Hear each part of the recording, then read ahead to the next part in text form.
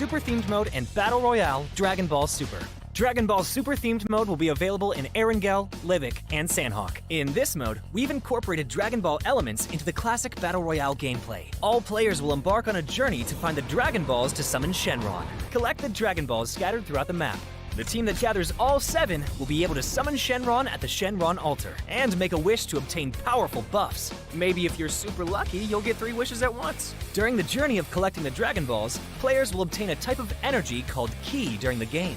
Players can use Ki to unleash famous Dragon Ball moves. Players can obtain the Kamehameha by picking it up. It equips to the pistol slot. After charging, it will release a continuous high-damage beam. Fukujutsu is another skill that can be picked up during a match. Players can use this skill to fly freely in the air and make quick tactical maneuvers. The Senzu Bean is a new recovery item that is incredibly effective. The Dragon Radar can display the location of Dragon Balls that haven't already been claimed by other players. It can help you collect the Dragon Balls more quickly. The Air Car can carry up to 3 players.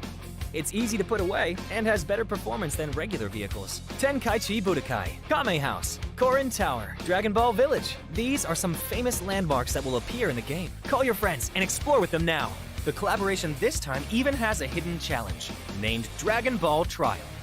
Win consecutively in the themed mode for a chance to take on the challenge.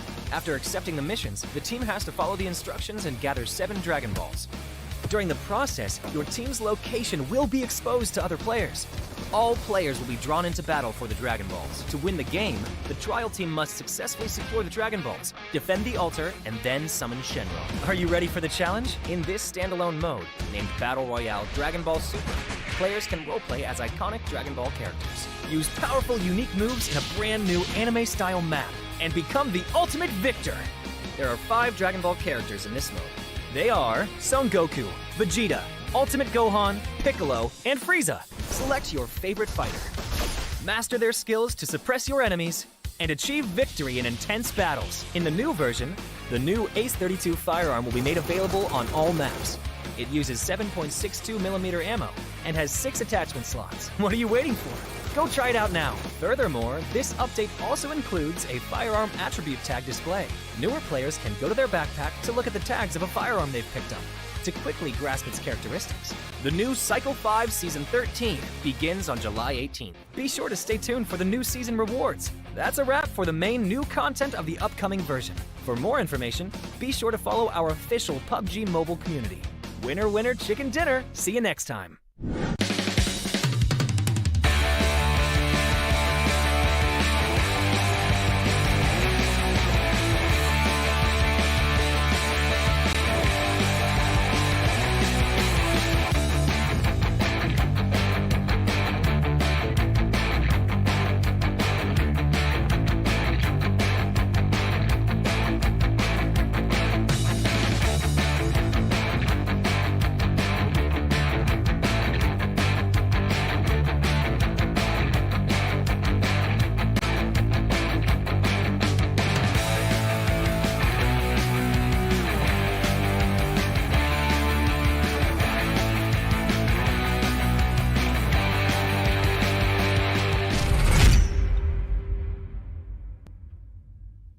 My friends, the guys over at PUBG Mobile challenged me to turn my guitar into an insane looking futuristic rifle.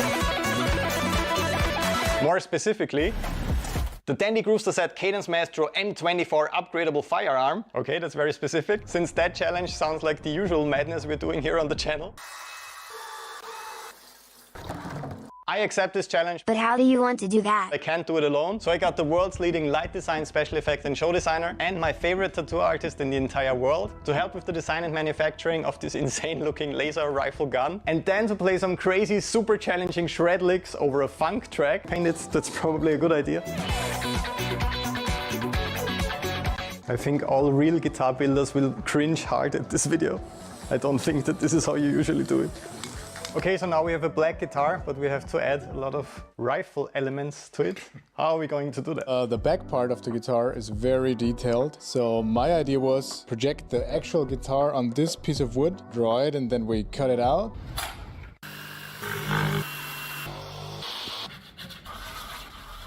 You don't have to hold it like a baby.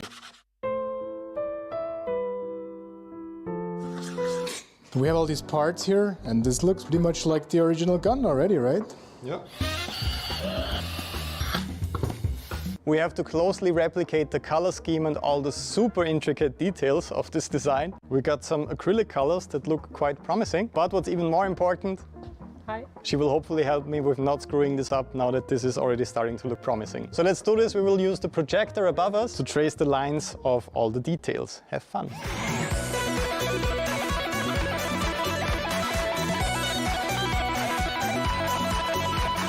We simply used some black zip ties and it's actually surprisingly balanced. Look at this awesome set that Martin built, and the LED wall behind me isn't even on yet. But honestly, the last question of tonight, can I actually shred on this thing? Let's find out.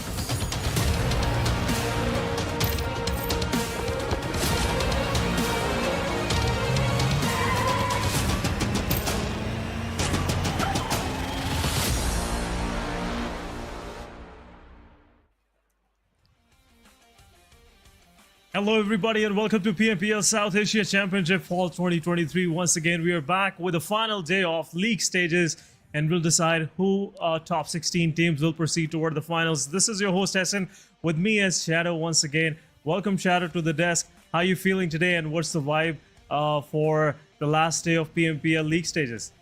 Well, thank you so much for the warm welcome, SN. And I'm super excited with only 4 games remaining. The pressure is definitely mounting on the teams. And I want to see, yesterday it was 3x Esports that did make a comeback. Now they are in top 16, but still they're not in the safe zone because of the remaining 4 games. They have to be consistent.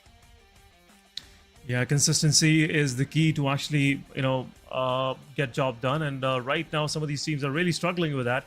So the reason why they are pretty low on our overall ranking, but we'll go into that discussion. We have 5 maps that we have to go through, and eventually we'll decide who top 16 will proceed further. But at this very moment, guys, PMPL league stages is about to end.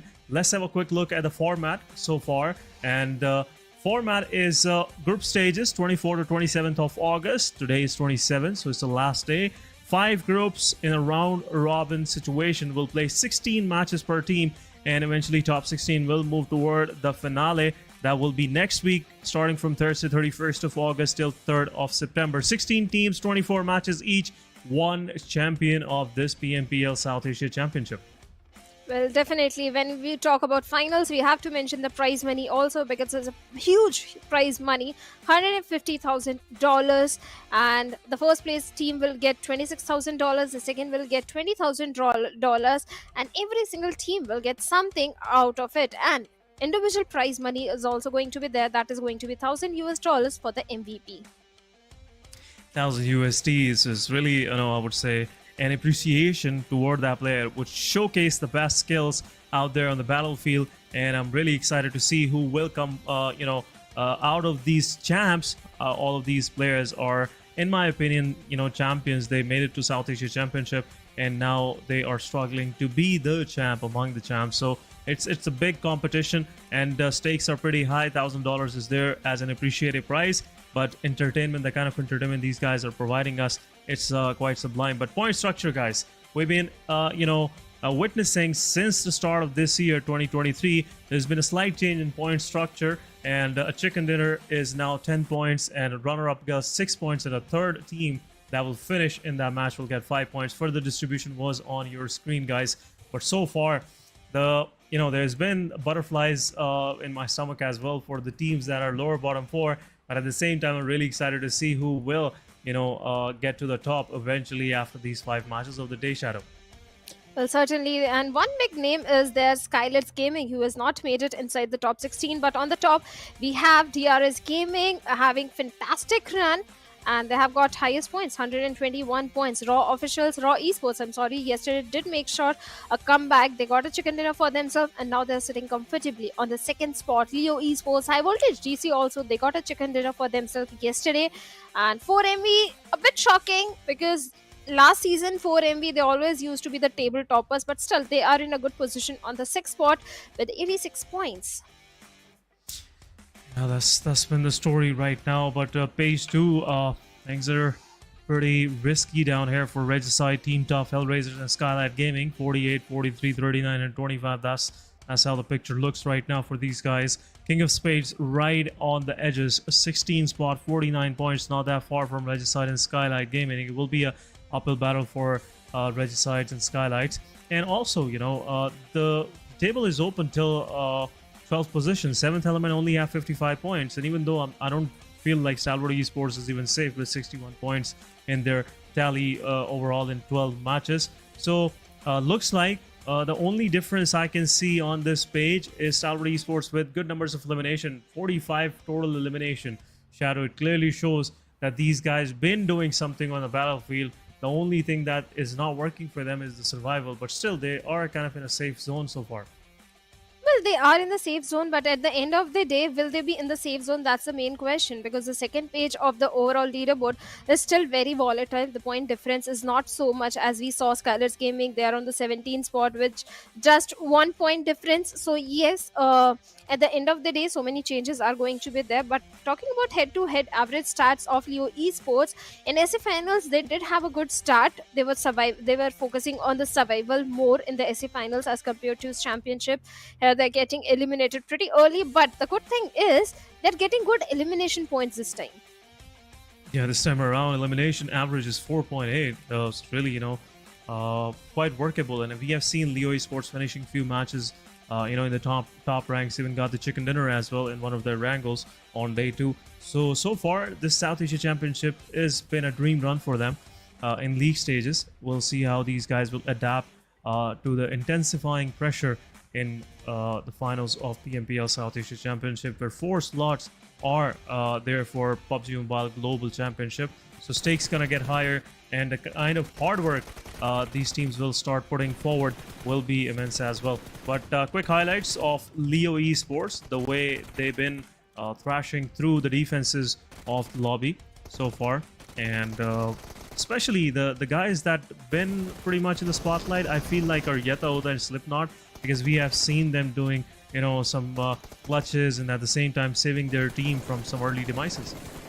Well, Leo Esports, definitely they have amped up their aggression in the championship, and if it keeps on going up like a linear graph, I'm very sure. This fight was very interesting, the way they use that melee weapon. Yeah, fantastic fights, fantastic way without suffering any casualty. The way Leo Esports as a synergetic team are able to pull off those clutches. Amazing gameplay from their side, but who will be the champion? That we'll find out in the grand finals. But before that, we need the top 16 teams who are going to move into the finals. Yeah, that's a real, I would say, accomplishment right now for most of these teams to eventually play the finals. You know, at least taste the you know, intensity of that stage, which they've been preparing for all year through. But look at a quick comparison between 2 champs from their respective regions. Aegon X8, PMPL South Asia Championship. They've been slightly on the lower side. They have 9,000 plus damage, 49 eliminations, and we can clearly see the difference. 4 Miracle Vibes just you know, having a good run so far. 65 total eliminations, 66 knockouts, 11,000 damage received, and 13,000 damage dealt. And also, slight difference in the points. That's quite annoying, I must say, because 86 to 85, the kind of work 4MV had you know, done so far in the South Asia League stages, it should have been slightly, you know, I would say in a lead, not that low, I must say. Well, I still think yesterday Sanhok was the best game for the players of 4MV because I saw 4MV struggling a little bit with the rotations in the map of Miramar because the circle was shifting towards the northern side and they had to take a longer route to traverse inside the circle. But overall, 4MV, they have been having a fantastic run. The Mongolian domination is still there, and the way this team has improved this Sanhok, because in the previous season the only map where 4MV were lacking behind a little bit was Sanhok, and this season they have made sure Sanhok is one of the strong map for them. Yeah, this adaptation and at the same time the way they played throughout the South Asia PMPL as well, Pro League South Asia, it clearly shows that these guys have a little more tricks up their sleeves than they've been exercising in the spring South Asia Championship and also in the spring PMPL South Asia. So far the improvement is immense, and that's the reason why 4 Miracle Vibes is getting a lot of attention from the audience as well, and also from their against their enemies as well in the battlefield. That's the reason why they are getting that much needed respect, which previously 4MV was unfortunately not getting. They've been taken as lightly a young squad with some young lads just packing up, enjoying themselves. But this time around, they have shown some immense amount of professionalism and strategic gameplay, which makes 4 Miracle Vibes a hard team to reckon with. The biggest change that I have noticed in the gameplay of 4MV was last season, in the spring season, they were just only going for the aggression. They were only going for the elimination points. They didn't care if they survive, if they become the first team to be eliminated. But this time, there is a little bit of the patience as well. They're focusing on the rotations, everything that is required to be the champion. They're doing it. But looking at the schedule, we are starting things off on Miramar. Then we have Erangel. Then we have a Sanhok in between. Then again Miramar and Erangel. So again, double Miramar and double Erangel, a single Sanhok. Yeah, just one curved ball. That's it. The rest of the pitch is pretty clean, and I would say equal chances for teams to get themselves qualified. But I'm really feeling, I would say, for groups except Group C, because Group C is not gonna play Sanhok. They will be playing all 4 matches, rest of them. But Group A will play Sanhok, Group B will play Sanhok, rest of them will play Sanhok. So it will be, I would say, it could be a momentum setter, and it could be something that can just break everything that they have built upon. So yeah, sure, Sanhok is there just to amuse us, seeing these players in immense amount of misery. But overall, it's been the schedule of the day, so I'm really looking forward to it. Well, everyone is looking forward to it, especially the team who are in the bottom. One big name, let's address it, SKYLIGHTZ Gaming. What happened to this team? Spring season also, they were not having the fantastic run. And now in the fall season, expected an improvement in their gameplay, considering these are such veteran players. But things are going more south for SKYLIGHTZ Gaming. They're right at the bottom. Yeah, SKYLIGHTZ Gaming. Even though I was very, I would say, wary of this fact that SKYLIGHTZ Gaming won't be able to perform this way, the way they have performed the last week of PMPL South Asia in the league stages, and also at some part of PMPL South Asia finals as well. But South Asia Championship has been kind of, I would say, a tough, terrain to maneuver on for most of these teams out there. And that's the reason why we have seen Regicide, the champs, hailing from Pakistan, are really struggling. Yep. They finished as a runner-up of PMPL Pakistan, and now they're struggling at down, maybe on 17th or 16th spot. To be accurate, I guess it's 18th spot right now that they're holding on to. So this has been the story for most of these guys. But again, talking about in particular SKYLIGHTZ Gaming, yeah, there is something which is really causing them to fall like this, and it is not something most of SKYLIGHTZ Gaming fans would love to see. And speaking of Regicide, I believe it's the jitters because you are playing in a different region, or maybe it's the read you are not having upon the enemy teams, because Regicide is very capable of showcasing that aggression, because last season also they had the highest elimination. This is a very aggressive team, Regicide from Pakistan region. So I always had big expectations from them. But this time, like you mentioned, but on the other side, Ignix I8, they have been performing really good. Last season also, they were very consistent.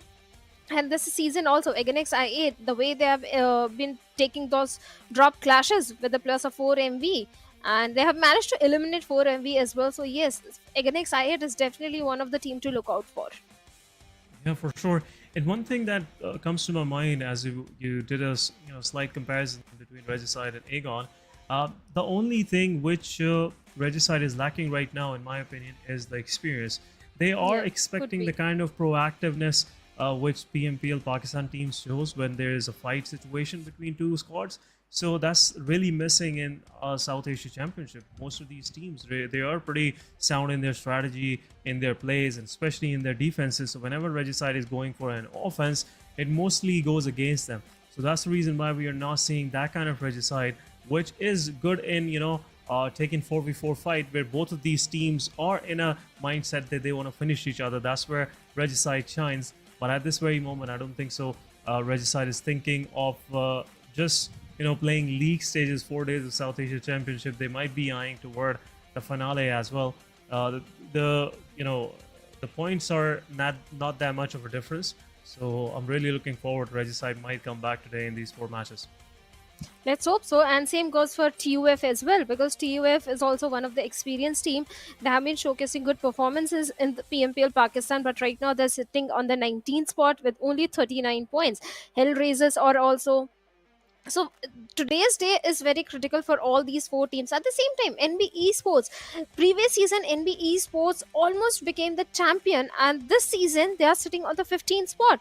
There is a certain dip in the performance, actually not a certain, a major dip in the performance this season.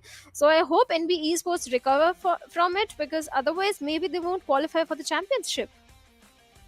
Yeah, the stakes. Now again, talking about their performance dip, it happened to some of these teams, and this time around NBeSports is the one getting a lot of attention because of this decline in their overall performance. And I at this very moment, I see the way they were pretty promising in the first season, in the spring season. Looks like they've been getting prepared a lot against their strategies and everything. That's the reason why their adjustment is slightly not there for NBeSports. But anyhow, guys, we are about to move into our match number 1, Miramar it is. And talking about the plane line, it will be starting from Ruins, going down south toward Puerto Pareso, or somewhere in between El Azhar and Pala. We'll see that in a moment. But match number 1 it is, and I am really looking forward how teams at the bottom 4 will perform, Shadow.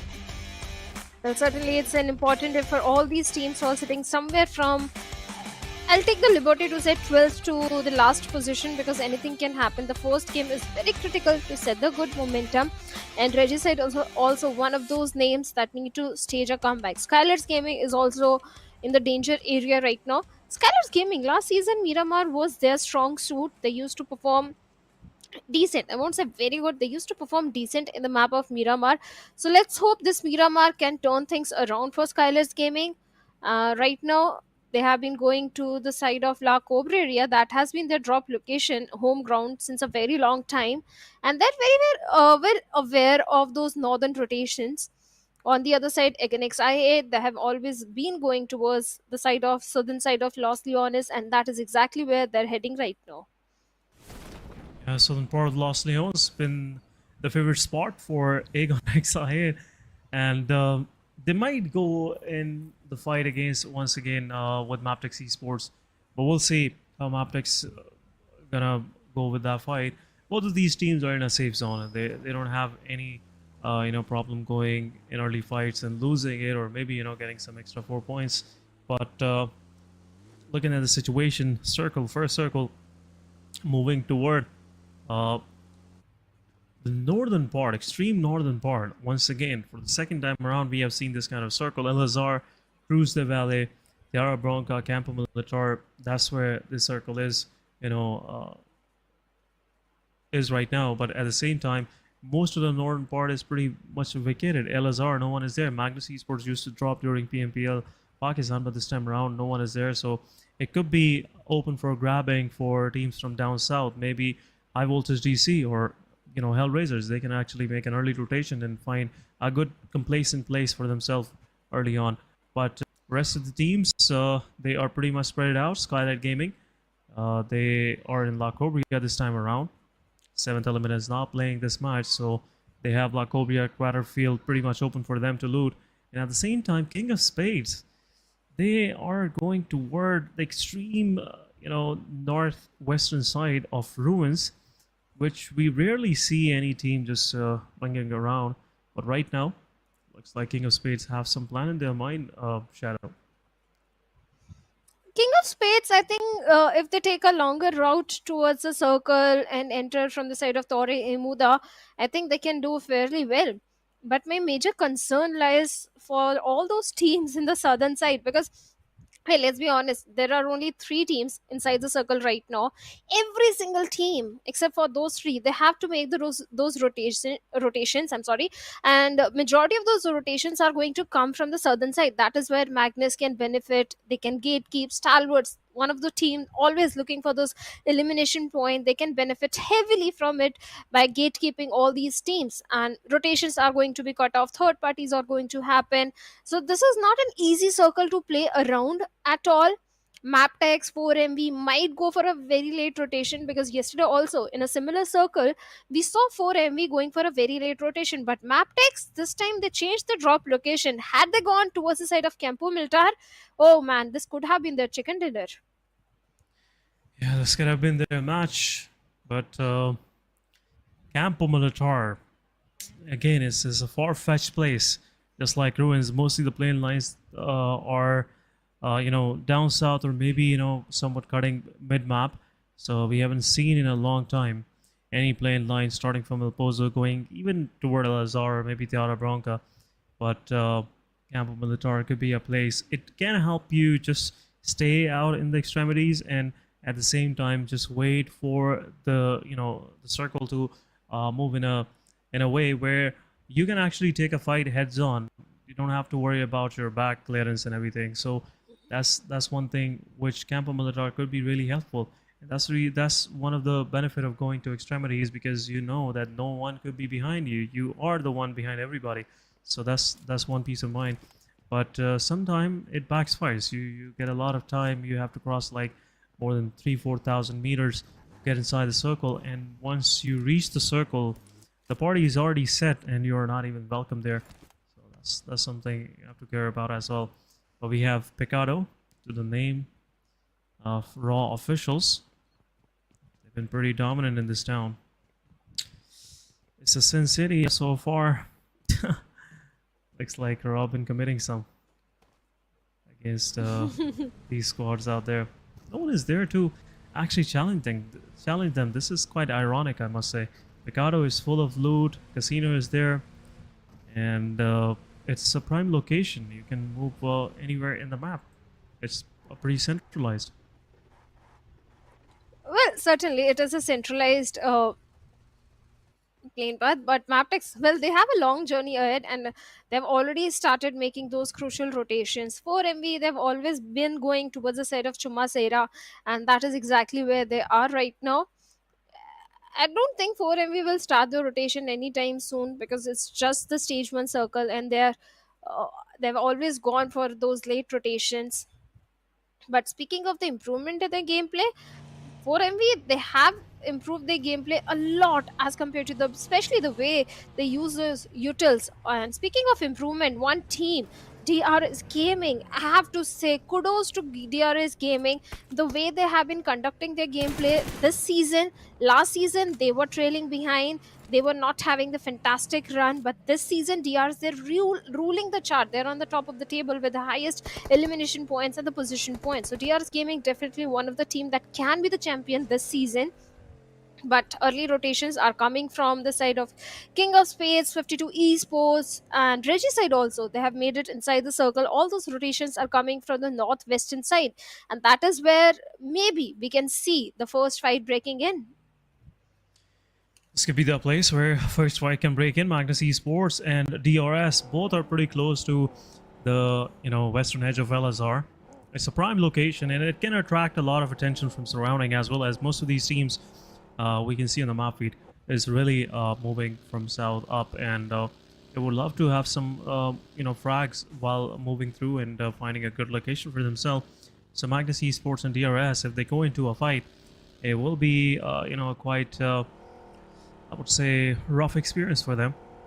Because the third party can possibly happen. When the kill feed Romeo Boy goes against Mabetex Leo, what is team, HR right now just trying to do was first knock, but we'll see if there will be some flush coming in.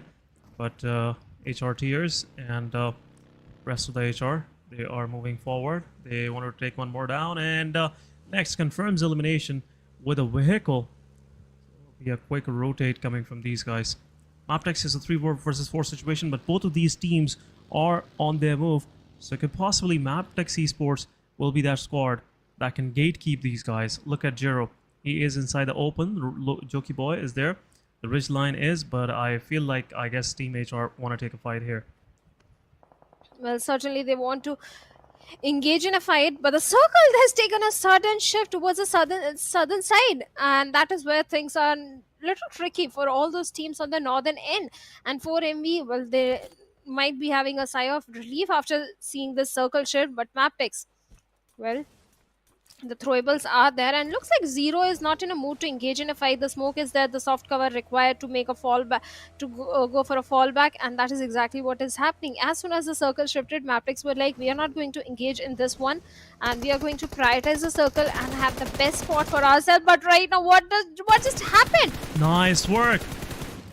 It's been, the situation which HR was trying to do. Jokey Boy takes down the second player of Mabetex, and rest of the Mabetex have to move out. And now it will be a confirmation. 2 early points for the side of Team HR, and they got a place to, hold on to in the circle as well.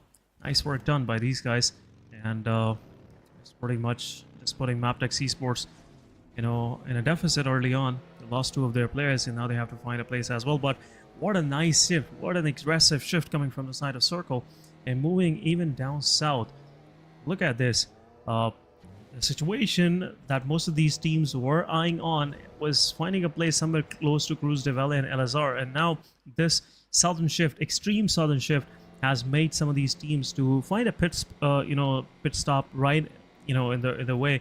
So that's what we have seen. HR did, Team Magnus Esports did. They stopped moving as they were pretty much passing by LSR, and now they are in a centralized position. High Voltage GC on the other side. They're pretty close to the players of HR. In the open, HR is, and this could possibly go south for these guys. Right, okay, the gun gets reloaded, and once again, the shots are being dealt some more damage on the players of HR, but HR will pick their player and get him back to the safety. No damage dealt, and now this compound is under fire. High Voltage GC might try to go toward, taking a fight with HellRaisers. High Voltage DC is still on the edge of the circle, and like you mentioned, XIA, they're also in the close proximity. The good thing is XIA, they do have certain ridges to work around with. High Voltage GC in the close proximity, HellRaisers are also there, but the split which they're having, they have to be very careful, because look at Falak. He's so close to the players of High Voltage that if a knock comes in, the chances of revival are very slim. That's why I can see Falak trying to reunite with his teammates from the backlines. Blade with those mini shots. Nice work. Ryu, beautiful mini shots, tapped up shots, and High Voltage DC. Now they have to go for the rescue mission onto the fallen comrade, but Fala closing the distance towards Rock, and Rock trying to cook a grenade, but no connection whatsoever. On the other side, Falak also trying to do the same thing with a grenade, trying to lob some damage, but nothing is coming out of it. Falak has to be very careful. His team is a bit far away, but no Blade is there to back him up. Ryuk still bleeding, begging for help. Yeah, the help is much needed, but Falak pushing forward with his signature DBS, takes one down from High Voltage DC, but a cover fire is there from the side of Arrow. High Voltage DC have 2 of their players down. It will buy some time to get your heals rezzed up once again for Aegon XI. Falak is taking care of the player in the distance, but IQ, look at the kind of setup Aegon has. It's a 3 versus 2 now. And on this front, it's 1 versus 2. Sanchir is there with his utility. We'll see if he will be able to knock any of the players from Aegon XIA down, buying some time for his fallen comrades to get rezzed up. But Falak is there, 1v1 between Sanchir and Falak. Some damage being dealt. Blade once again throwing a utility, but no knockouts. and it will be a revival. But look at IQ, the angle he got here for himself. It can be detrimental for these players down there that are trying to find something. IQ taking down Rogue and possibly Sanchir, as he is picking up Ryoke, will also get spotted out, and it will be confirmation on these players. A push coming forward. Falak is there with his Scar. Some more smokes need to be deployed, and everything is happening on the edges of the circle. So Blue Zone is there also to pressurize these team players to adjust. But in the kill feed, 52 Esports come back, taking down Riddler. Tough Esports is now under immense amount of fire from the side of 52, and Chotu is on a rampage. Looks like 5 eliminations for Chotu. 5 eliminations, but Falak coming under heavy fire from the side of Sanchar instantly takes him down. Now Falak needs help, needs the rescue mission. Things have turned, tables have turned, and now again XI8, they are on the receiving end, and looks like no help is coming. Sanchar, who was taken down, is being rescued. On the other side, Aero is in such a close proximity to Falak, can easily confirm the finish point. In this fight, IQ, he had a perfect angle, the flank angle that he created for himself and the team. But now, Blade also coming under heavy fire. But the Blue Zone is also coming in, high voltage GC. Now, at this point, they have to prioritize the circle and leave the things as it is and make entry inside the circle. But the problem is, HellRaisers are also waiting for them. Yeah, High Voltage have nowhere to go. It's been a unfortunate situation for them. Wherever they will pop their face out, there is someone to shoot at them. So that's the problem for High Voltage. They're pushing straight toward the players of HR, which been anxiously waiting for them to, you know, just show up somewhere close to them, and they can take these guys down. High Voltage DC takes down Falak. Falak is down. At the same time, Aegon XI8 down to 3-man standing. Equal trade happening between High Voltage and Aegon XI8. But R3G, after finishing things off with the tough, now waiting for Magnus or Stalwart Esports, either of them, to push on their compound. They have a good position inside the circle. Nothing to worry about. A circle shift slightly down southwestern of the previous one, keeping Minas and Raleigh inside the circle. Graveyard is also in play, but nice shot coming from the side of Noki. 2 of the players of DRS are down. DRS, the shots coming in from the side of Noki. Well,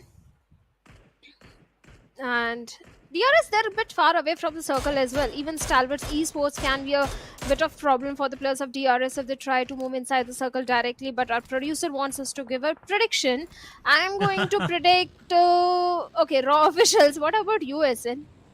I would like to go with Magnus Esports. Looks like Magnus Esports have the northern part, and they will be gatekeeping Regicide, DRS, and that's where they will find some, you know, good frag numbers for themselves, and could be a possible victor of this match. But we'll see. Right now, you know, there's been some random thing is happening, but High Voltage pushing on the players of 4MV down to 3-man standing. Aegon XI8 also, you know, pushing on a neighboring compound where 4MV was already taking a split. And Apex is there. He will give some footsteps. Uzum can hear him, but at the same time, Uzum is totally oblivious. These shots will put this guy on a risk, and he takes down IQ. Rest of the Aegon is also knocked out. Last man standing. This could be a 1v3 coming from the side of Apex, successfully defending his position, but at the same time, Blade, he has to take this fight if he wants his teammates to survive. Otherwise, it will get difficult. There you go, Apex pushing forward again.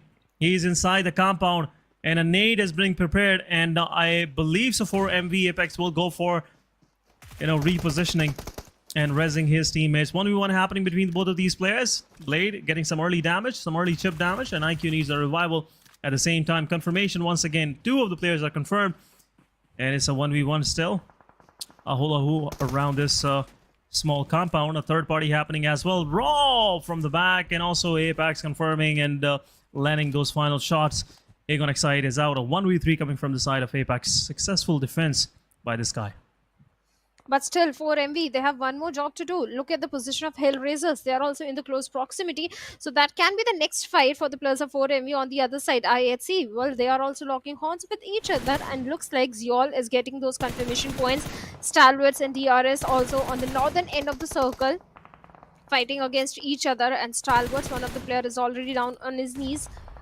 Let's see if the rescue mission will come in. For now, action with a grenade trying to finds a connection, but Nice work, action Killer YT. takes down Killer YT.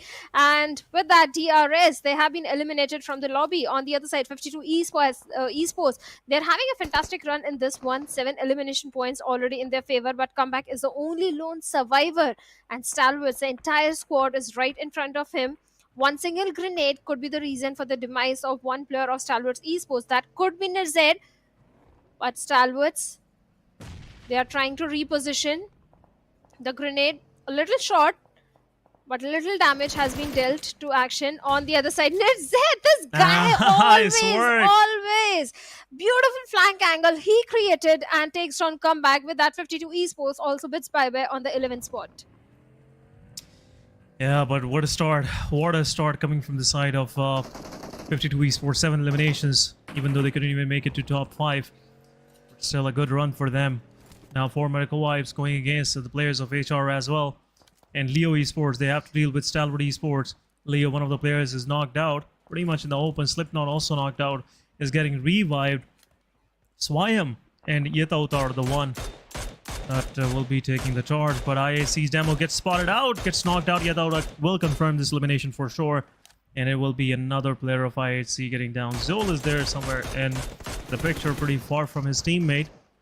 So far, nothing much happening. Novak still in a need of revival. Some cover fire, and at the same time, Raw officials showing some keen interest in this fight. Dealing some third-party shots on the players of Stalwart Esports. Stalwart Esports have 3 eliminations to their name. Still making it to top 10. Good one from them, but at the same time, circle is about to shift. That's where the problem gets started. Northern side pretty much packed, I must say. Leo, Magnus Esports, Stalwart Esports, even though SKYLIGHTZ Gaming, they're all on the northern side. But Leo takes one of the players down. Action is out. Team Stalwart Esports down to 2-man standing. Shadow. Well, 2-man, but still they can pull off a chicken dinner. But IC finds a knock onto Slipknot, who was trying to go for the lower ridge flank angle. At the same time, one more player goes down, and Crow's frontal battle. IC closing the distance towards the side of Yeta Uta, the lone survivor from the side of Leo Esports. This grenade could have been deadly, but now Yeta Uta on a sliver of HP. Oh, nice Perfect work, utility usage from the side of Stalwart Esports, and they bring the demise of Leo Esports. But now IHC, they are also peppering few bullets in the direction of Stalwarts, where one player has been taken down, but it's going to be an easy revival. But Raw Esports, they're also gathering a lot of information onto Stalwarts, Magnus. They're being the king of the hill. So yes, Raw Esports are playing on the information right now. Yeah, Raw, they will for sure take some shot on these players as well. Stalwart Esports NBeSports, as the time come when he will be able to just do a third party. But HR and Mabetex even joining in the fight. 3 teams taking down the players of HellRaisers. HellRaisers down to their last player, I guess, if I see so. And looks like HR is over. 2 elimination, 9 spot, and only total of 3 points, I guess, or maybe 2 points for HellRaisers in this match. For MV, they also have a compound to their name towards the southern side. Raw still being the king of the hills. Mabetex not having the numbers advantage in their favor, but NBeSports, this grenade could have been deadly for the players of Magnus Esports. Close frontal battle, and NBeSports will lose Nice it. work. Both the players go down, but IC, what an angle, what the perfect cover fire that he provided for his teammate, takes down faster. But NBeSports is still bleeding. On the other side, Drawlin is there to provide the necessary cover fire required. Both these teammates are begging for the help and rescue mission, but no help coming whatsoever. There's still a slim chance to go for the revival onto Faster. Yeah, there is. Faster is getting third-party shots as well from Raw officials, so that's making the process even further difficult. But Zabian with the rescue with his vehicle will quickly move in and will take care of this situation. But I see Zol on the back lines as well. Stalwart Esports last man standing pretty much in the open, and it will be an easy picking for Raw officials. Raw officials' second kill to their name. Even though they've been the king of the hill, they are not being served properly. Only 2 points for them so far. Magnus Esports still 4-man standing, and the situation is getting worse. But at the same time, for MV, they're pushing forward onto the players of R3G. R3G getting 2 of their players knocked down, as R3G's 420 boy was trying to regroup with his player, Roshan, which was pretty close by in a small compound here. Cemented building, but nades are being dropped. Looks like R3G Roshan have to do a clutch here if he wants to survive and move even further in this match. But a nade will get lodged and it's over. R3G, 9 eliminations total to the name of 4MV, and R3G leaving on 7th spot with 2 eliminations. SKYLIGHTZ Gaming, this game is very critical. This day is very critical for the plus of SKYLIGHTZ Gaming. One player, No Fear, has already been taken out from the equation. This grenade can be deadly, but somehow SKYLIGHTZ survived it. They're trying to back off. They're trying to reposition themselves. As one side they have Raw, other side they have the plus of Magnus Esports. This is not the best of the spot for SKYLIGHTZ Gaming right now. But the good thing is Nima does have a good hard compound for himself. Raw officials, they're still being the king of the hills. The problem is if the circle shifts away from them, how they are going to have that downhill journey, because that's not going to be easy at all. IHC also locking horns with the plus of 4MV, where 4MV East has been knocked out. Confirmation point has been made. Magnus still having good ridge control, and the backlines is completely clear. The next target for the plus of Magnus Esports could be the plus of SKYLIGHTZ Gaming. It could be SKYLIGHTZ Gaming's, but at the same time, SKYLIGHTZ don't have the number advantage against Magnus. It's a 4 versus 3 for them, and if they get the first knock, it's over, pretty much over. Magnus Esports won't even think for the second time, for twice, to actually push on this place to get some hard cover for themselves. But one of the players of Magnus, Drolin, moving even further, trying to vacate some space for his team to move in the later stages of the game. This move could cost them their IGL, but we'll see how things will work out. But Drolin, he is about to pick one of the players of IHC's Yol, just using those ridge lines to take a cover, and now he is on the back. Now, looking at Drolin's situation, he has to keep his vehicle safe, and that's what he has just done. Will also get himself open from Sky. He is out there in the open sky, wasn't watching his way, otherwise Drolin would have been dead player by now.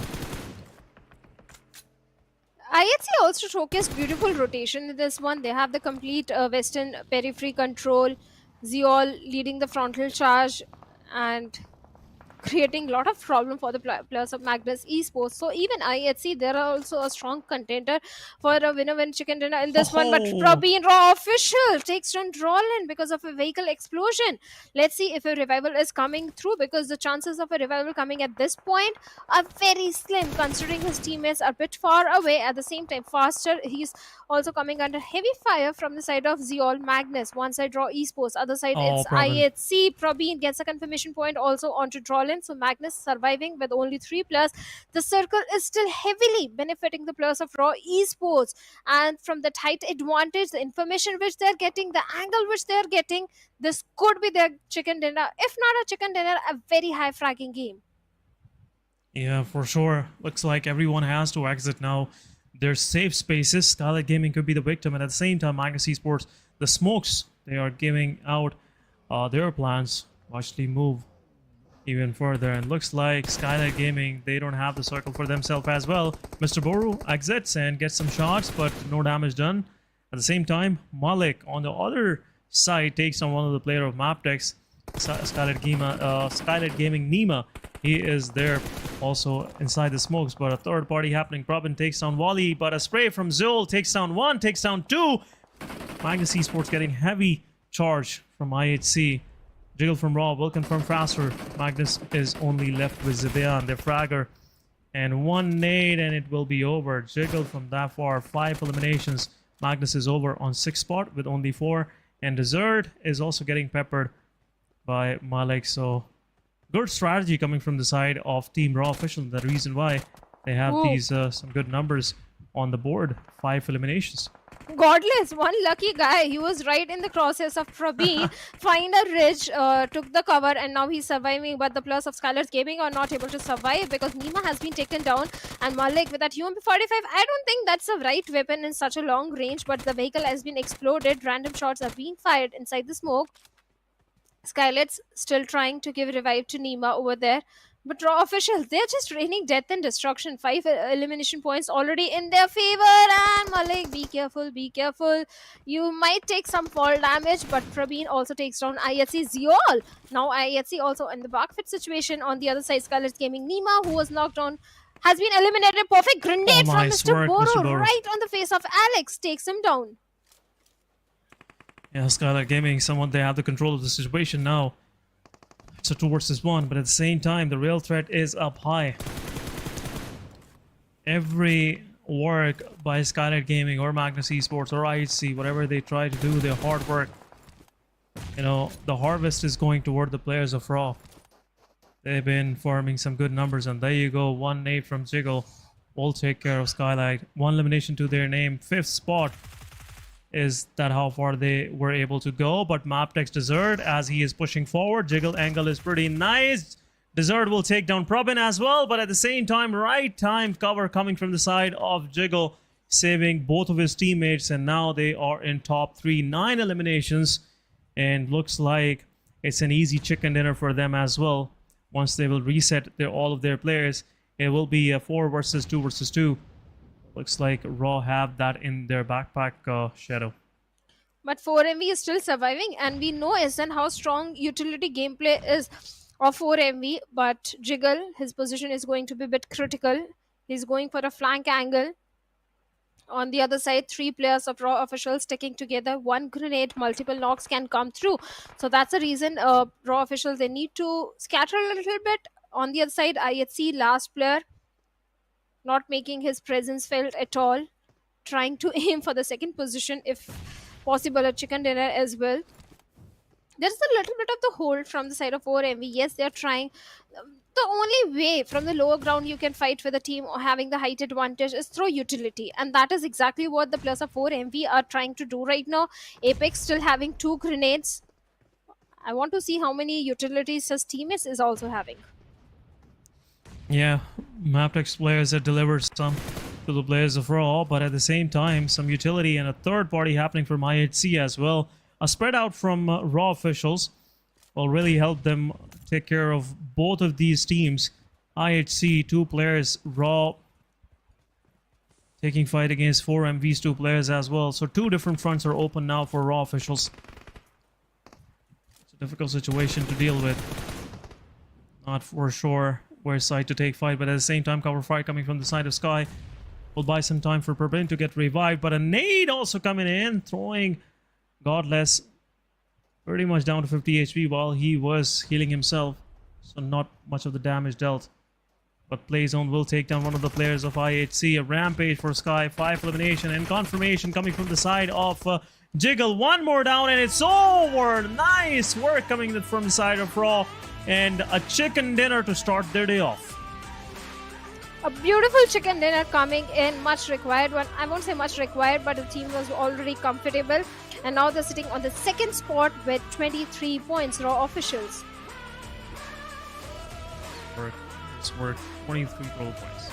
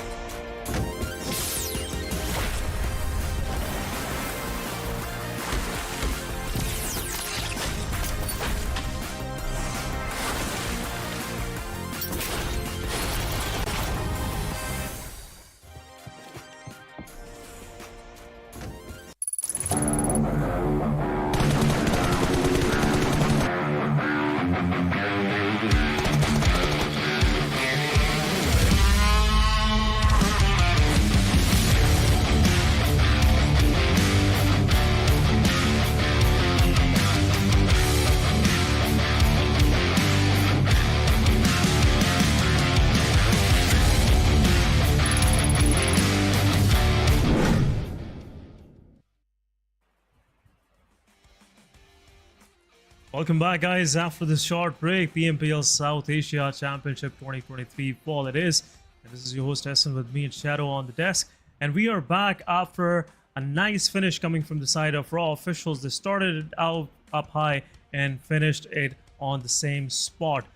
Once again, welcome back, Shadow.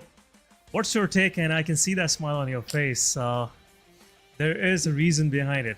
I would want you to share with our audience. My prediction came true. I don't know after how long this has been happening. Okay, I have to tell you this, Asen. I don't know. It's only in South Asia region. Whenever I take the name of any team, they get eliminated.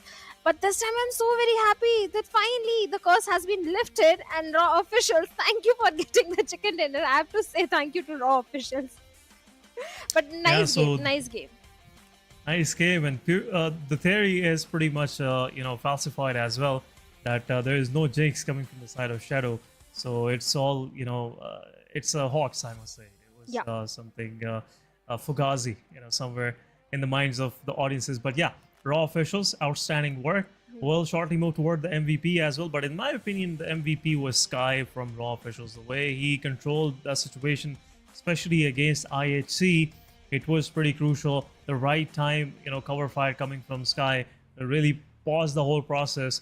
Raw could have been, pushed by the side of 4MV as well in IHC in that very moment, and everything could have gone south. But let's have a quick look at the MVP of this previous match, and we'll see. Yeah, there you go. MVP is Sky. Total of 7 eliminations and 297 healing done, 1000 plus damage, 3 knockouts, 2 assists, still 2 assists, and 28 minutes of survival. But along with Sky, we have 4 more players that we need to focus on. So let's have a look who are those 4 players. And it's Malik from Raw officials with 3 elimination, but a lot of damage that he was dishing out. Choto from the side of 52 Esports. Previous season also, this guy was performing fantastic. And this season also, he's continuing the same domination. 6 elims to his name. Apex from the side of 4MV with 4 elims, and Baron from the side of 4MV with 2 eliminations, but a lot of damage that he was dishing out. But looking at the match summary, highest elimination goes for Sky, highest damage goes for Sky, and that's a pretty high number, 1021. Highest assist also goes to not Sky, Malik, but our highest healing stun are from Apex. Reason being, 4MV was engaging in so many fights. Yeah, so many fights, and at the same time, that fight against the players of Agon Exide, Apex was, the man of hour, which took down the whole team of Agon Exide. The remaining, I would say, 3 players. So that was outstanding. Let's have a quick look at the match ranking. Day 4, match number 16 it is. 23 points for Raw, 15 points for 4MV. They finished on 2nd spot. IHC with 8 points. They've been all over the place, couldn't, confirm much of the eliminations. 52 Esports, 7 points, but all of these 7 points came in elimination, and 6 of them came from Shotu. So outstanding work from that guy. Stalwart Esports with 7, Mabetex with 7, MGS with 6 points. Unfortunate they were.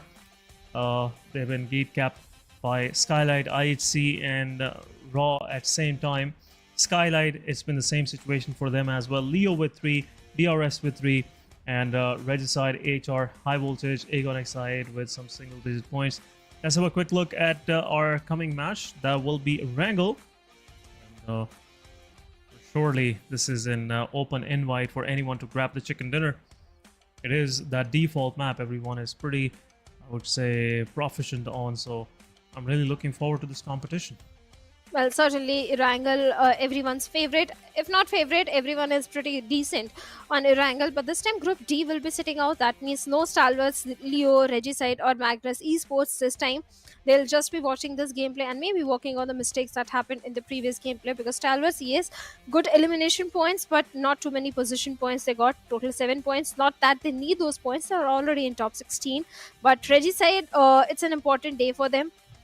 SKYLIGHTZ also, they were not able to deliver the best of the performance. Good rotations were coming in from their side. What happened wrong with SKYLIGHTZ? SKYLIGHTZ, the only thing that they was, I would say, quite, bad for them was that exit from that compound. They garnered a lot of attention from up high from Sky, from Raw officials, my bad. Sky and Malik were watching that angle. And those smokes, they are pretty indicative of the fact that someone is about to exit. They just want to smoke and deny that vision.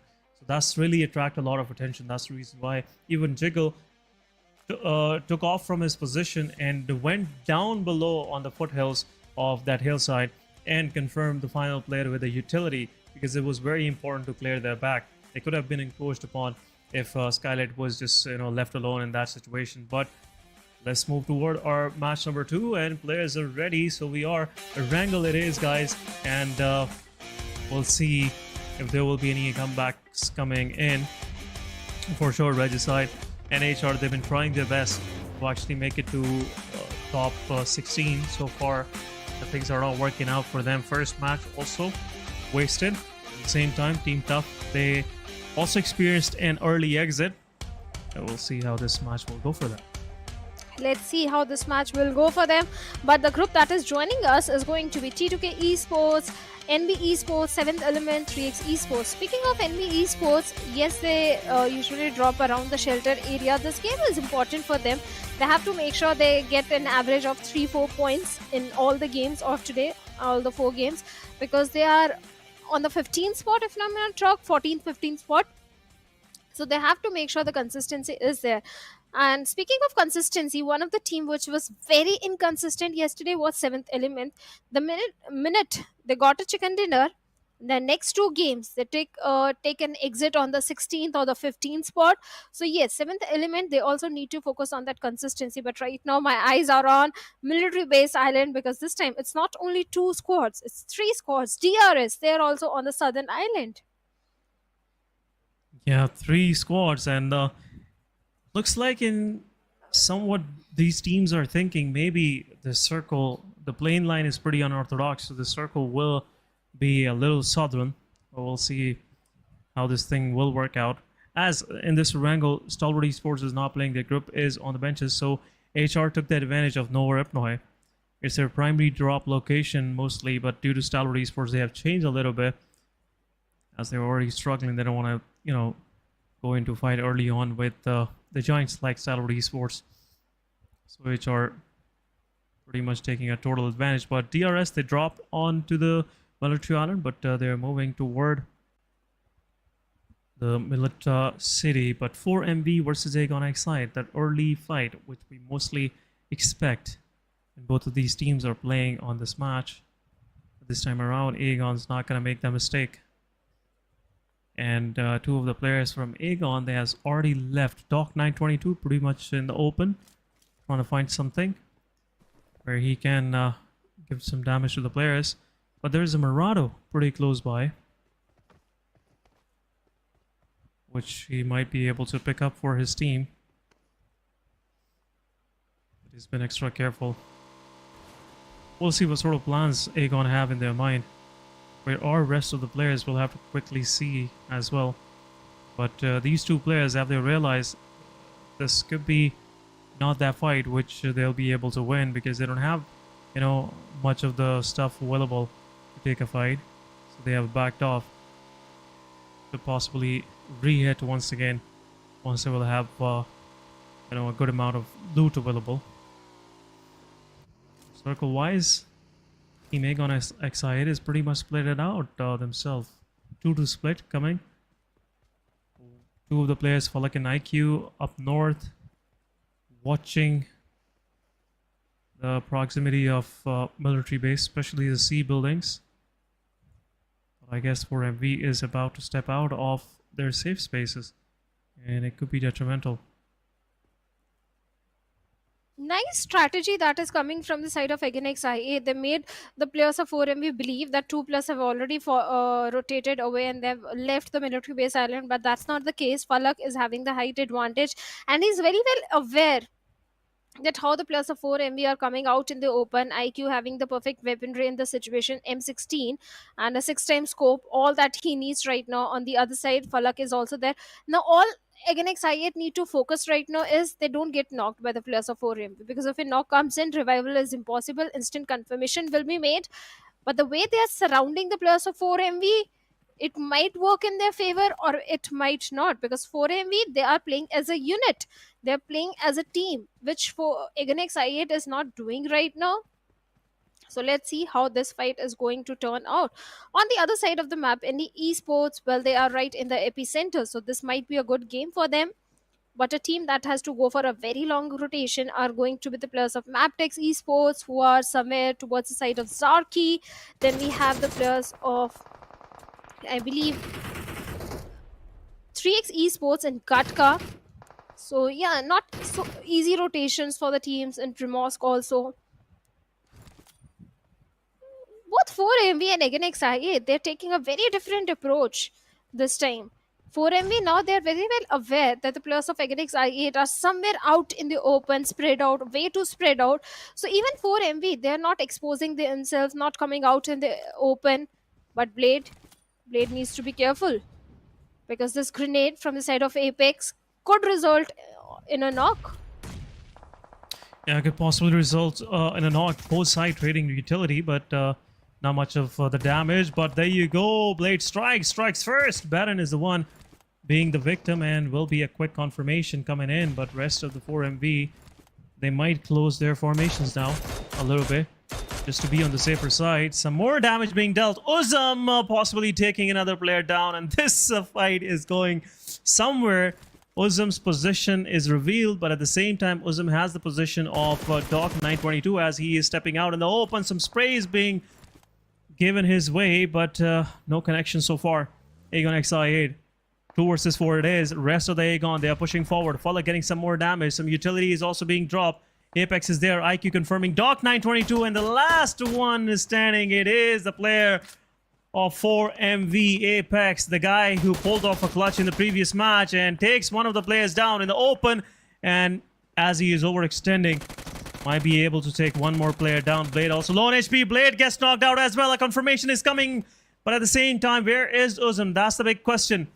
Team Aegon XI8 dealing a lot of damage for themselves. But a nade, fun utility will be able to do the damage. But Uzum is still unsure of the position of the players. But we'll see. There you go. Nade goes in. Not much of the damage being dealt. Uzum gets knocked out. And 4MV, they're striking back and striking hard this time around, Shadow. Last player remaining from the set of again XI8. Oh, no way. What's gonna happen? And East will get those confirmation points. Even Falak is also on a very low HP. And this plan of again XI8 backfired. 4MV was prepared. Even 4MV, they have suffered casualty. They lost 2 players. Actually, 2 players are remaining from the set of again XI8, not 1. But Falak, confirmation point has been made. Apex with a vehicle already closing in the distance. On the other side, 52 Esports, well, they are also locking horns. And looks like 52 Esports, they are winning this fight. Yeah, King of Spades is once again, one of the players of King of Spades is already down. Comeback and Zeblala, both of these guys are low on HP. Hassan with the utility. Some Molotovs are also being deployed, but 52 Esports, they're pretty close pack. 3 versus 4 it is. But we'll see if a utility will be able to do any of the damage.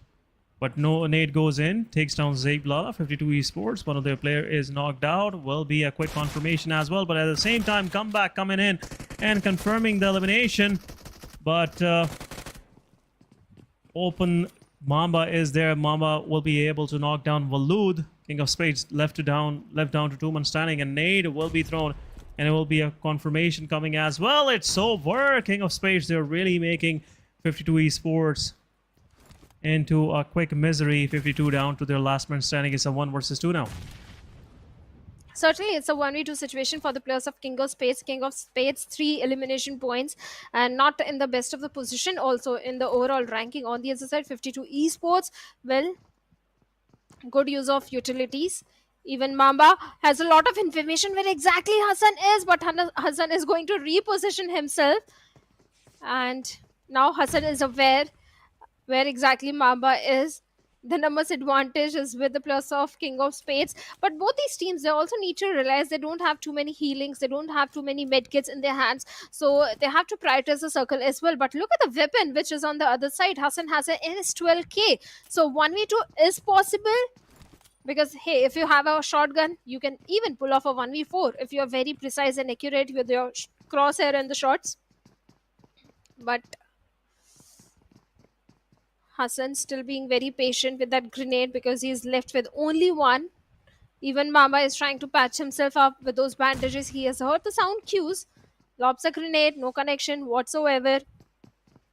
No medkit onto Hassan as well. Both these teams are doomed.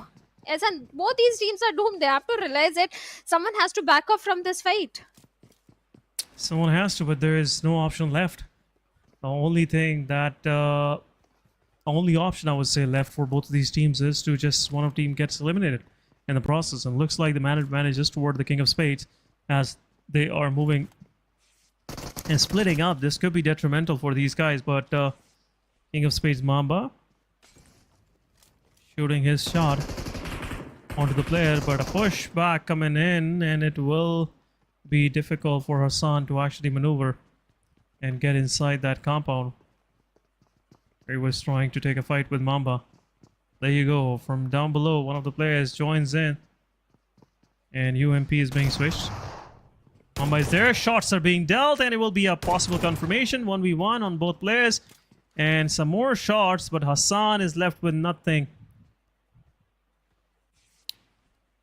The kill feed, high voltage DC Ryoke takes down Demotivate Sir as well. Tough losing one of their player. But Circle has shifted pretty far from these guys. Aegon excited, getting eliminated. HR Romeo Boy confirming the elimination. The last one of Aegon. IQ it was. 4MV might be still waiting for their chances. Actually get something for themselves. But 4MV's 2 elimination could possibly be the next target of HR. Two of the players of HR are pretty much close by to the players, and an 8 is also, you know, getting prepared. There you go. Shots and a nade coming from the side of 4MV as well. We'll take down Jokey Boy in the kill feed. Confirmation will be there. HR losing one of their players, and they are pretty much outside the circle as well. Well, they are, and a bridge camp is also happening. The plus of 4MV still in a very tight spot. Entry inside the circle is not going to be an easy job for the remaining 2 players. And yes, I can see one first hit in the hands of East, but the shots are coming in. And East, he takes a lot of damage. So is Hassan from the blue zone. He's close to 4,000 meters away from the circle. 4MV East, with its M416, is trying to lob some damage to Romeo Boy. But HellRaisers, they're pretty adamant that they are going to get those 2 elimination points onto the plus of 4MV. Let's see if they can get it. 4MV, they have already done their job. 4 elimination points, a good head start. Tier having a very cheeky angle onto Apex. Almost managed to take him down. On the other side, high voltage DC, Sanchar and Ryuk goes down because of a vehicle explosion. The instant elimination points goes to the players of TUF. They were placed perfectly to gatekeep the players of high voltage DC. Now both these teams are trying to traverse inside the circle from the southern side. And next, with that vehicle trying to reposition, the vehicle has certainly taken a lot of damage from Apex. Kind of a stalemate situation in all those fights, be it 52 and the team in Georgia Pool or 4MV. But finally, Tier goes down. Yeah, HR losing player unnecessarily right now. 4MV, they have nothing to lose. They're pretty much on a good position, I must say. But 4MV in an HR situation, HR, they are at the bottom of the leaderboard. They need these matches. If they get eliminated here, they will be left with the last one. But 4MV's players pushes forward. It's down to 1 versus 1 between East and Romeo Boy. It will be a decisive 1v1 for this fight. 2 of the players of HR are already done. 4MV's East, he is pushing through. And a confirmation, 2 points for HR. HR already lost one of the other players. Romeo Boy still have to cross, which East is waiting for the moment where he'll be able to strike. But a cover is there for sure. A revival coming in real quick. But East is unsure where exactly the players are. A utility is being prepared, and it could be a done and dusted situation. HR, it will be over. It will be over. Romeo Boy already low on HP, and he might bleed out to the play zone. It's over It's over for him. Almost is over for him. It's third phase now. Blue zone damage is pretty high. And there's not much left for HR to count on now. 2 versus 1 it is. But KS versus 52, that fight is still going on. And 4MV will clutch it out. East once again.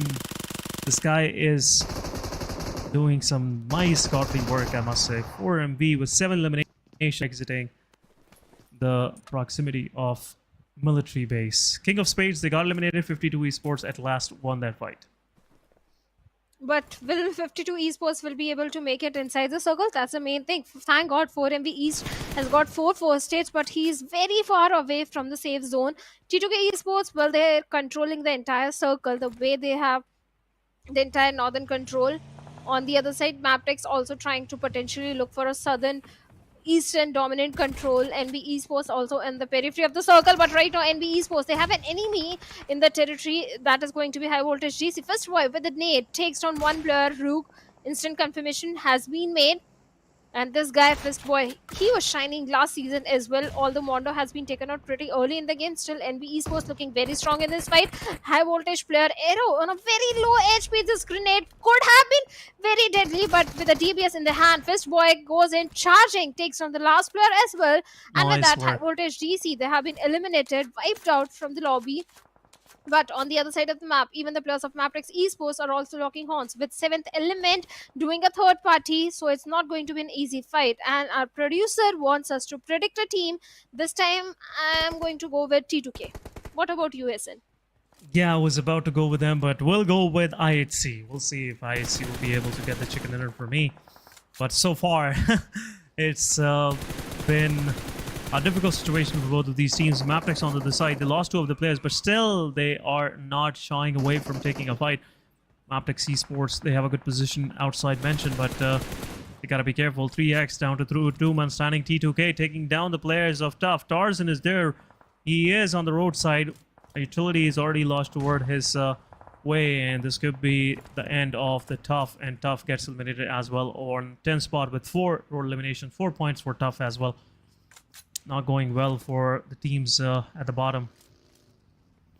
SKYLIGHTZ and R3G are the one only surviving for this one. But Mabetex, look at that. The way they're trying to control their compound. They're just throwing away warning shots to everyone who is trying to encroach even any closer. But DRS Rules OG with the nade can take down Leo. But nade is also being launched from the side of Jero towards Rules OG, making him to readjust his position. But DRS, they have pushed forward, and it's a 2 versus 4 in this compound. It's a 2v4 situation. Definitely DRS, they are having the best of the form right now. Even SKYLIGHTZ Gaming also locking horns with somewhere else on the map. Delta with a UMP45 in the hand is trying to close in the distance. This grenade can be very deadly for Leo OP if locked to the perfection. Delta is aware, but he's going to miss the perfect. Yeah, he could have knocked him down, but never mind. Leo is a lucky man, I'll just say that. Yeah, he drops down from up story, now behind the red building. NBS Fist Boy also takes on one of the players, SKYLIGHTZ Gaming. DRS, they're surrounding the player, and his position is revealed now. Rules OG giving out the position of the final player. Jero gets bleed out as well. DRS with 5 elimination, and it's a confirmation right away. Rules OG taking care of Leo, the last man standing of Mabetex Esports. Top 7 teams, 22 players are left to play. NB at the same time gets eliminated. SKYLIGHTZ Gaming's No Fear taking care of the 3 players. 3 eliminations to his name. The rest of the team was there to support him throughout the process. Oh. But DRS, they have a good position to their name. 3x making a mistake. Their front end fragger is down. Ozefa gets knocked out. And now it's down to Cairo, the only man standing for SRX 3x. And DRS for sure will push this player and confirm the elimination because he is on the edge of the circle. Cairo, last one standing. Delta confirming the elimination. 7th one it was for them. And Cairo is on somewhere in a safe corner, but a lot of utility. Look at this. Look at this. This guy has nowhere to go. And some more utility to come as well. DRS not taking any sort of risk, trying to find the last guy with those grenades, but finally Rolls M416 will shine in, and Cairo has been taken down. And with that, SR3X, they bit by bit on the 7th spot. 6 teams remaining, 20 players. T2K having a very good spot on the western side where IHC is trying to traverse inside the circle. 7th element controlling the circle from the eastern front, at the same time punishing the players of SKYLIGHTZ Gaming. And now SKYLIGHTZ remains with only 2 players, and Goku bot with a precise info 1-6 spray. Yeah, it was so close, but the vehicles have already been exploded. So that means SKYLIGHTZ Gaming, they won't be able to... Wait a minute. Did he block the gate? Did he block the entrance? Oh, I believe that's a buggy. It's not a big deal. They can jump over the buggy. Okay. Yeah. So if there will be a different vehicle, it will be just the final resting place for SKYLIGHTZ Gaming. But anyhow, 7th element, their eyes are everywhere. DRS taking down one of the players of IHC. At the same time, Alian is there with some shots, lowering the HP of Gyante down to almost 10 to 15 HP. And now DRS have to move even further. They're going against IHC. This will be an interesting fight. One more nade. This nade not knocking anyone off. At the same time, Demo gets revived. It's a 4 versus 4 once again. But DRS, they are slowly and steady pushing in. They're pretty spread out. At the same time, T2K, they are gauging the situation as well. But HIGHVOLTAGE, he goes in and will take down one of the players with his Tesla. The sound is quite deceptive, I must say, but IHC Godless getting third-party fights from shots from as well from T2K. Alex with the nade takes down Delta. Some more buggy kills need to be confirmed. A shotgun to the face. Gyante takes down one. Second one, last man standing. Alex confirming the elimination. Will go for the res as well. But rest of the DRS, where are they? Rules OG, the last one standing. Another confirmation coming his way. Rules OG is there, and it could possibly be the end of DRS. Looks like the final players, they have already moved out, and now IHC has to take fight against the players of T2K. IHC leaving on 4 spots, 6th spot with 4 eliminations. T2K clearing things out, but also lost one of their players in the process. Brig getting eliminated, only 2 points to their name.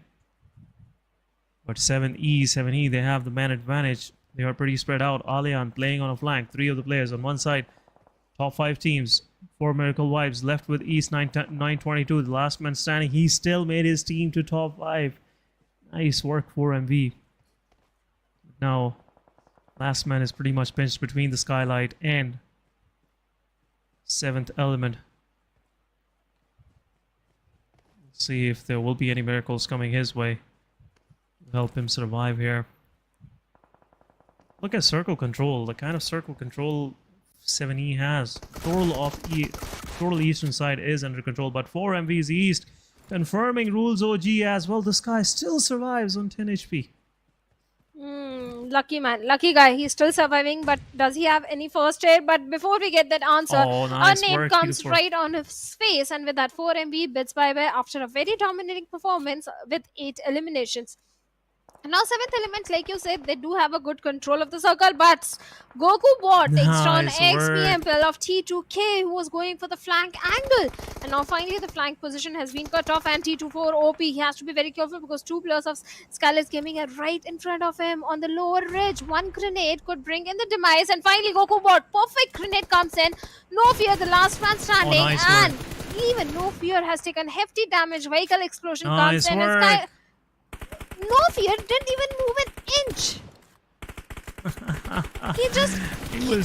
Was he expecting 7th element and not to throw more grenades in his direction? Never mind, something might have happened at that moment. But T2K and 7th element are the only 2 teams remaining, where 7th element, they are having the numbers advantage and a very good momentum and the circle control as well. Yeah, nade goes in. This could be a knock once again for MPL. 3 versus 4 it is. T2K, they're pretty spread out. This could come as a surprise for the players of 7th element as they are traversing throughout this area with some ease, but at the same time takes down one of the players. Jane is getting knocked out, down to last 2 players. T2K it is. Love pretty much in the open. Some more nades being launched. T24 OP gets knocked out. 3 versus 2. Kill confirmation coming their way as well. 3 elimination to their name. Alian getting a lot of damage. This could be a knockout as well, but at the same time, Divine and Goku bot, as they were trying to give some cover fire, T2K's Love knock out the player. Divine is already knocked out. Alian low on HP. His position is also revealed. So right now, Love have to just take care of Goku bot. This could be a chicken dinner for T2K. A close call for 7th Element. They had the man advantage, but somewhat they have lost it now.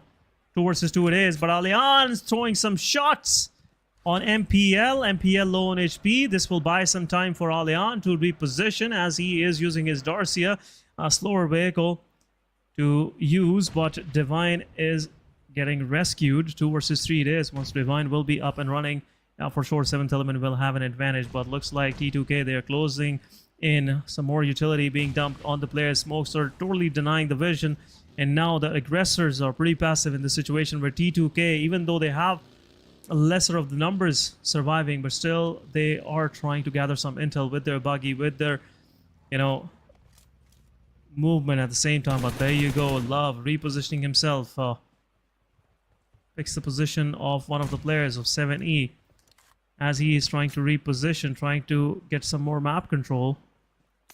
Coming out as a surprise, Allianz could be there to take him down. This situation is getting tricky for both of these teams. Look at Love as he's trying to flank, a big flank, and it could have been possibly spotted as well. Love doesn't have any throwable. No spokes, no grenades, molotovs, nothing. Just 2 post states. Yes, he's going for a very long flank angle onto the plus of 7th Element.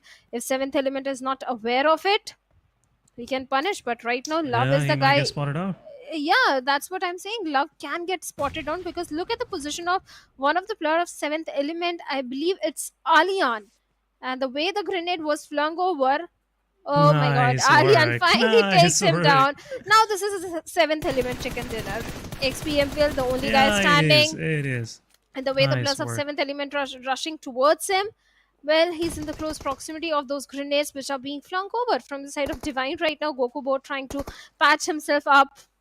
The molotovs, the grenades, everything 7th Element is using right now. They're just trying to lure the last player of T2K out of his covers. And even Allianz is going for look a at this. flank angle. It's almost was done. It's thinking that. almost done. And with the I was DPS, thinking Goku that. Bot lands the final shot. And with that, 7th Element gets a beautiful winner-winner chicken dinner for themselves. And at the same time, secures the spot in the grand finals as well. Yeah, spot in the grand finals. They are now on the 11th spot with 18 points this match as well. A good performance coming from their side. But 7th Element it is with 18 total points. Whenever they check it in.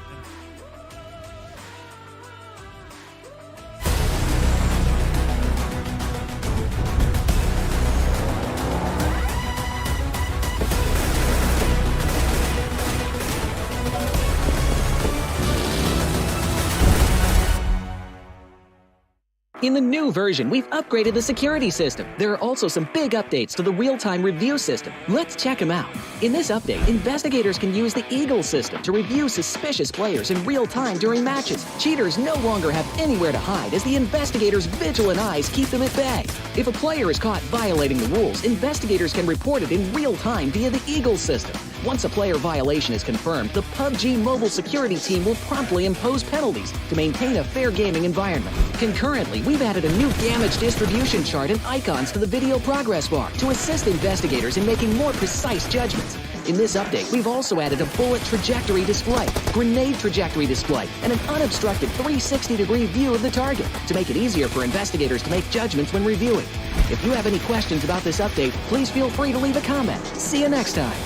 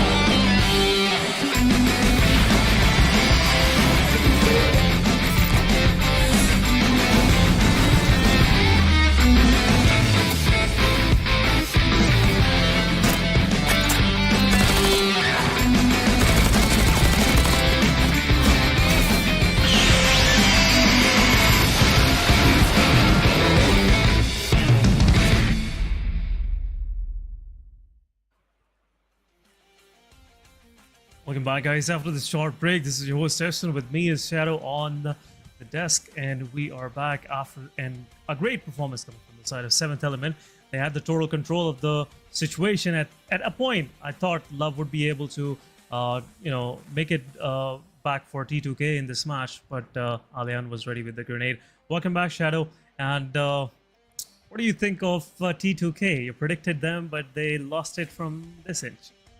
Every single time I predict T2K, they come on the second spot. So I'm not so upset because it's a good performance here. Yeah, it is. Maybe it's not a chicken dinner, but still it's a very good performance. But talking about 7th Element and T2K, the flank angle which Love was trying to create was so very beautiful, but Alian spotted him down, and the minute his position was revealed, it was entirely 7th Element's game.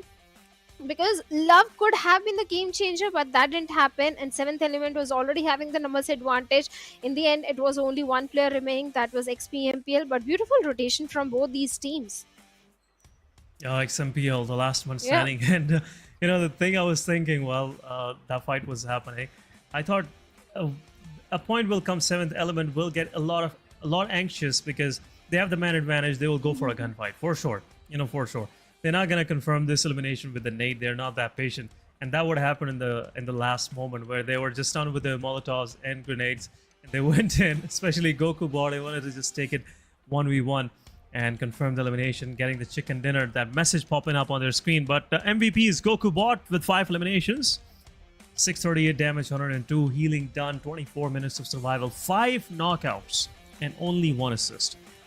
But a very calculated performance by this guy. 638 damage, doing some third parties as well from that far. But they had the total eastern control right close to that ridge line. But overall, what a performance by these guys. Players in focus, DRS for sure. They've been gunslinging pretty hard on the players of Mabetex and 3X. At the same time on IHC, Alex being the final man standing for IHC, just pushing DRS a little back, I must say. But XMPL from T2K, nice work done by this guy as well. But quick match summary, Goku Bot it is, and now looks like 7th Element had the highest elimination leader and also highest damage player. But assist came to Tough M777X, the Riddler 7K. But highest healing done by 922, as he was the only survivor from that military fights between HR4MV and Aegon XI8. So it was pretty much evident he would have been done a lot of healing. Match summary, it is 18 points to 7th Element, Shadow. Well, certainly 18 points, and in the overall ranking, they are sitting on the 11th spot.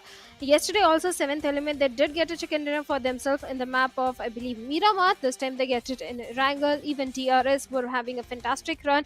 Too many eliminations, 13 total points to their name. 4MV also very aggressive this time, 12 points to their name. T2K, they came very close, but they were not going for the aggression. They were aiming for the chicken dinner. They were playing with the circle. So decent points they also have in this one. Yeah, some decent point in this one as well. And looks like, some of these teams are just focusing more on getting like an average of 8 to 10 points every match. And that's the reason why they've been, in a safer space. But some of these teams, again, would love to point out HR, also R3G, Team Tough. They're really struggling. They're literally struggling. I was thinking maybe this is some connectivity issues that they're facing, but right now, the way they're taking fights and the confidence is not there, and that's the reason why they're pretty much lagging in their 4v4s, 1v1s, and every time, whenever they have a hard situation in front of them, they just melt under the pressure.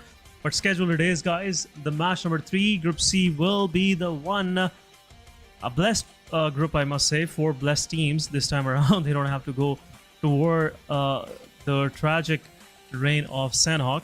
So Group A, B, D, and E will be playing this third match. It's the match number 18. After that, we are left with only 2 matches. And eventually we'll have top 16 for this competition, this league stages, and eventually for the finals as well. But, as the time is coming near and near, we'll see how these teams will be able to get themselves into top 16. But looks like HR, they're already done and dusted for this championship. But still, I'll say maybe there is a possibility if there is even a single ray of hope, I'll say the players to hang on it and still keep trying to the last breath. So, but talking about Sanhok, one of the team that has been performing really good in the previous season and this season is DRS. They own Sanhok. Like Team Bablu used to own Miramar at one point of time. I think DRS owns Sanhok. This is their strongest map. But on the other side, NBeSports also fared decent in the previous game. They just have to make sure the consistency is coming through in Sanhok as well, because NBeSports pretty much weak when it comes to Sanhok. 52 talking about this team going towards the southern side. I think towards the side of Kompong or Cave they'll be heading. Leo Esports in the ruins area, but drop clash is definitely happening in Hathin between the players of Regicide and SR3X. Yeah, Regicide and 3X both going toward Hathin. It could be a decisive fight as Regicide needs those elimination for themselves. But 3X, they're also eyeing on top 12 spots, so for sure this will help them a lot. But straightly will go toward that fight. SRX pretty much spread it out themselves. Cairo, the IGL, gets dropped down first and will possibly get knocked out in the kill feed. Zabian confirming the first one. At the same time, Magnus is going against NBeSports. Faster is there, taking down Mondo. Confirmation is there, but on the crossing, 420 boy getting a lot of damage, but still won't be able to get knocked out. R3G, they're isolating these fights. And right now, they're focusing more on Shamir as he is away from rest of the team. A well-coordinated push coming from the side of R3G. Noki and Roshan from one flank, pushing Shamir boy even further back, and now Shamir boy is getting some damage as well, some chip damage happening. Magnus Esports going against the players of NB. Shamir as he tries his best. Roshan takes him down. Defy at the same time takes down Noki. What is even happening? Uzefa in the open. A shot's being dealt to Uzefa, low on HP, and it will possibly be a confirmation as he is trying to get inside the cover. Roshan is there. Confirmation will possibly come, and a nade is being lodged. This could be detrimental and will take down Roshan on the backline. Snowkey gets revived once again, but Magnus Esports, they are about to finish the remainings of Team NBeSports as well. Down in the small screen, and it's over for NBeSports. First one getting eliminated, but 3X, Shamir is still knocked out. 420 boy pretty close to this ridge line. Jump shots will take down Cairo, but SRX 3X down to 2-man standing. R3G, they have resetted themselves. 4 versus 2 it is. Confirmation on Cairo will come for sure. Ozefa is there. Was confirming the elimination. Ozefa, he's trying to fight back. Knight also helping. But Shamir gets flushed out as well. 2 elimination to R3G. Much needed performance. But Ozefa takes down Noki once again. But a fight is about to happen. Shotgun it is. And a shot. But before he was able to land anything, R3G... 2 of their players are knocked out. 2 versus 1 it is. Roshan is there. A reviver might come. Knight fighting back. But R3G just rising up from this intense battle. And all of their 4 players are standing. GG's well done. 4 eliminations early on for Regicide. Well, at the same time, NBeSports, they have also been eliminated from the lobby. They had a drop clash with the players of Magnus in Paradise Resort. This decision of NBeSports and SR3X, I'm going to question it because they are still in the danger zone. But never mind. Regicide having a very good head start without losing any of the players, 4 defeat points to their name, and same goes for the players of Magnus. They're also having a very good start. Magnus Esports, they have been going to the city of Paradise since a very long time. They are aware of every nook and corner. 4MV, speaking of this team, they are in the Painan, on the periphery of the circle. And in the epicenter, we have Stalwart Esports. It's a completely northern eastern circle where Paris Resort and Bootcamp are going to be in the epicenter and center of attraction. Too many teams are trying to take the control or will try to take the control. But for now, everything is calm and composed in the game. Everyone busy collecting those crucial resources and the weapons. But 2 teams already eliminated. Quick eliminations. That's the beauty of Sanhok. Either you fight or you lose. That's how things work in Sanhok. It's pretty much the law of jungle here, I must say, in these rainforests. Sometimes you are the one finding the momentum, and you are the one with some quick back and forth for you. Just to start a fight and it's over, you're waiting for next 30 minutes for the next match to happen. So yeah, that's the almost story every Sanhok. Some good points for Regicide and Magnus Esports. Good start to their name. Talking about the circle.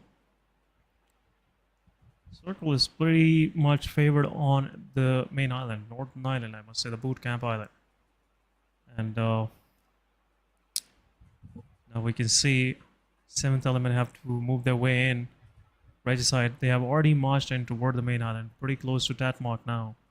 Cow is open for grabbing. T2K might go for Mong Knight toward the, if Circle shifts slightly more toward the northern side. Magnus Esports, after confirming NBeSports in the midst of Paradise Resort, will be happy to just stay there for a while. There's no pressure of Circle for them. HR, they have moved pretty quick, and now they are pretty close to Bahan.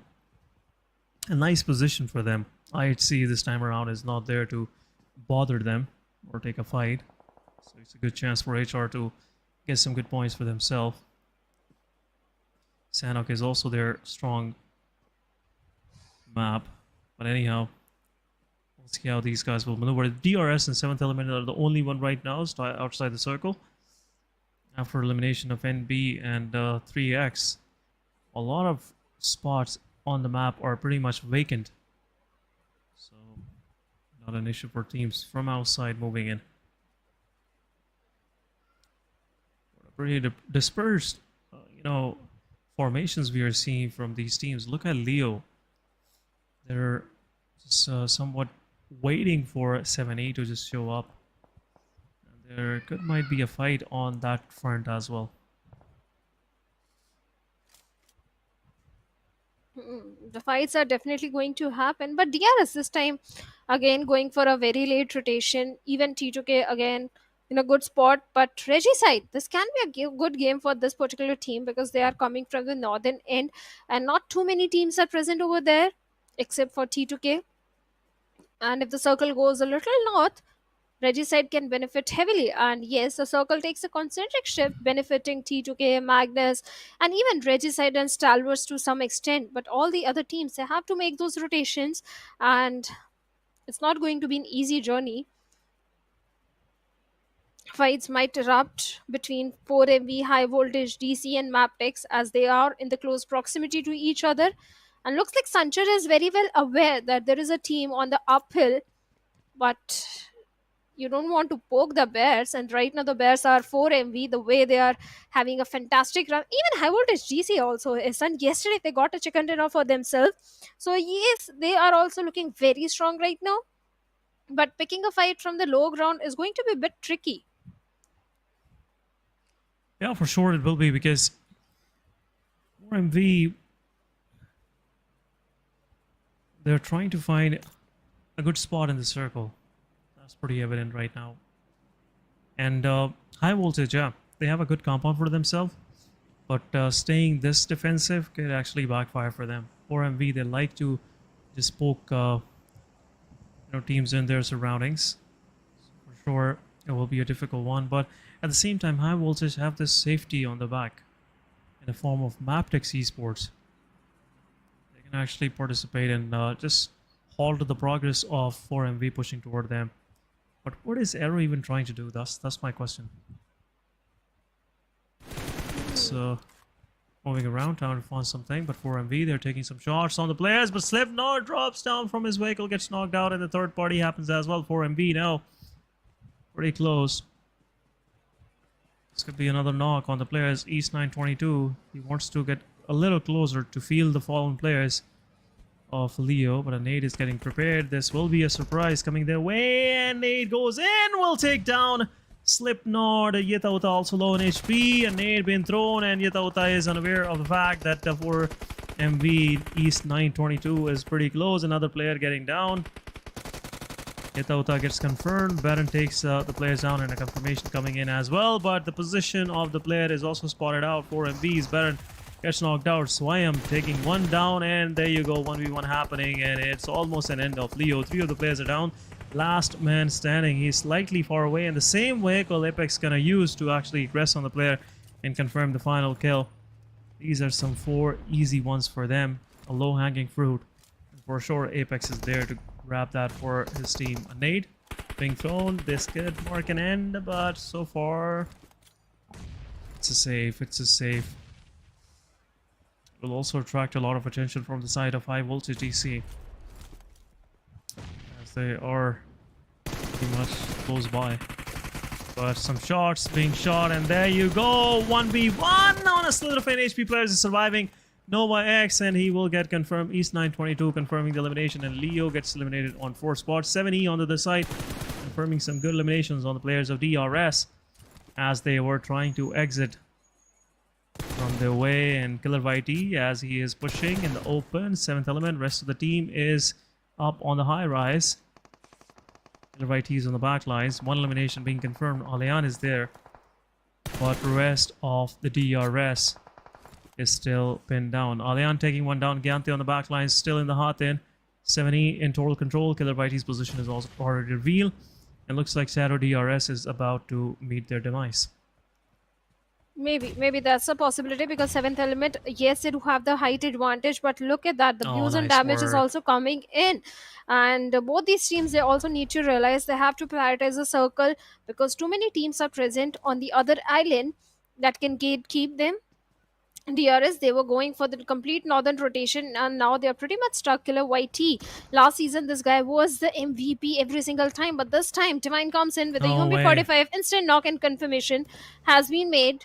Gyante, being the mature one, has already backed off, and I think he's collecting the first states in the city of Hathin. If you look at the mini map, that's a Yep. good decision coming from his side. But 7th element, well, these guys, they're on a rampage today. But a team that really needs a good game are the players of SKYLIGHTZ Gaming, and they are somewhere in the epicenter of the circle. In Sanhok, if you have the center, you have to make sure that you are able to defend your compound. Yes, you get the benefit of the circle, but defending the compound is of utmost priority, keeping the numbers alive if you are aiming for a winner chicken dinner. On the other side, from the southern end, we have High Voltage, Mabetex, and 4MV still in a very tight spot, where 4MV, they are taking the damage of the blue.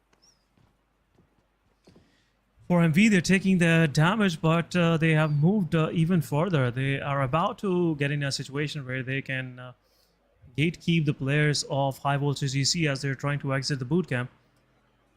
We'll see. R3G just gauging the situation against King of Spades.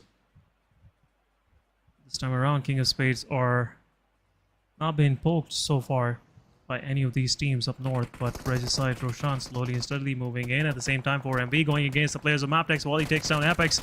Last man standing it is. East 922 fighting back, giving some damage to Leo, but Jiro on the back lines will confirm it. 4MV out on 13th spot with only 4 total points to their name. Mabetex, 4 eliminations to them, and now High Voltage will have a clear path moving forward. But 7E, they're going against the players of King of Spades. What just happened? 2 of the players of 7E are already down. It's a 2 versus 1 now. A shot being dealt from the side of Divine, confirming the elimination. R3G is also on the back lines, but King of Spades, they have to rest their players. At the same time, 7E, they have lost their IGL Alian. It's time to move even further. But R3G, they're eyeing on the position. They want those frags. R3G had this one easy for them, but now a lot of attention being on the players of 7E, which will also threaten the position of R3G as they're trying to move through. But Kings Exo also pushing forward. Stalwart Esports taking down Romy Boy in the kill feed. Drawlin takes down 420 Boy. Right away confirms the kill. But 7E, they have made their way outside the blue. Nice work done by these lads. King of Spades, Exo definitely missed a lot of shots over there, but Drawlin, perfect grenade comes in, takes down Roshan and Nice Vaz from the work. side of Reggie's side. Beautiful grenades coming in, but 7th element from the low ground is also trying to do the same thing.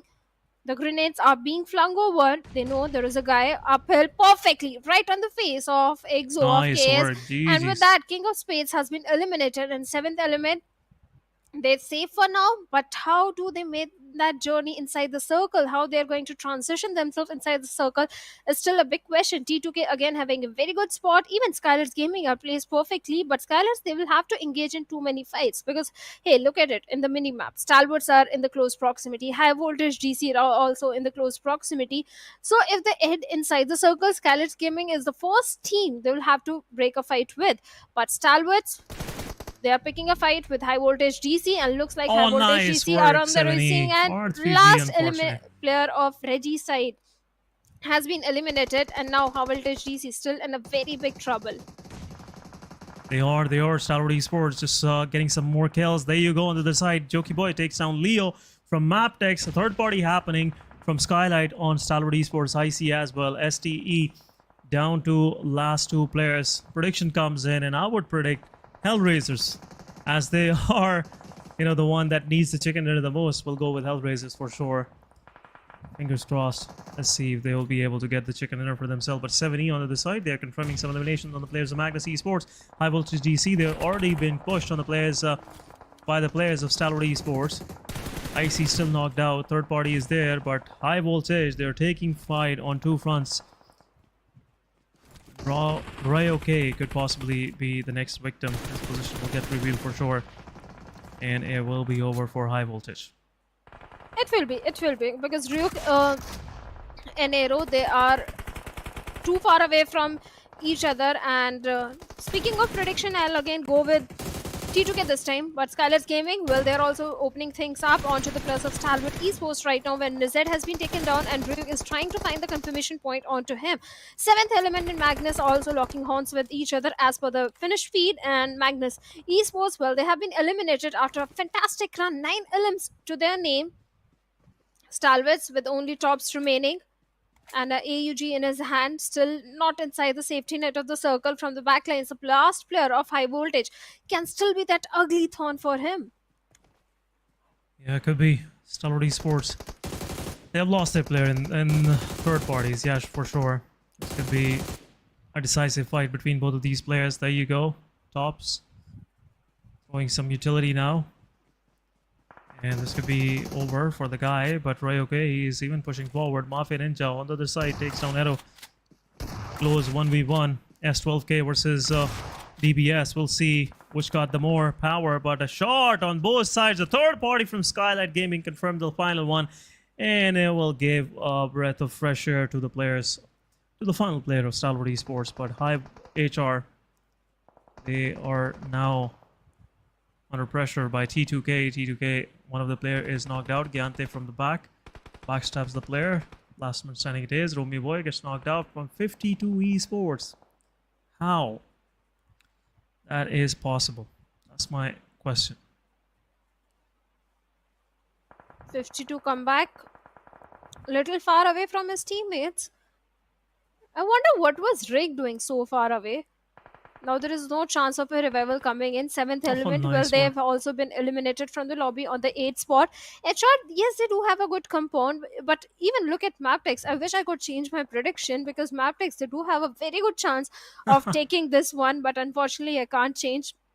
But DRS, they have been eliminated with only one single point.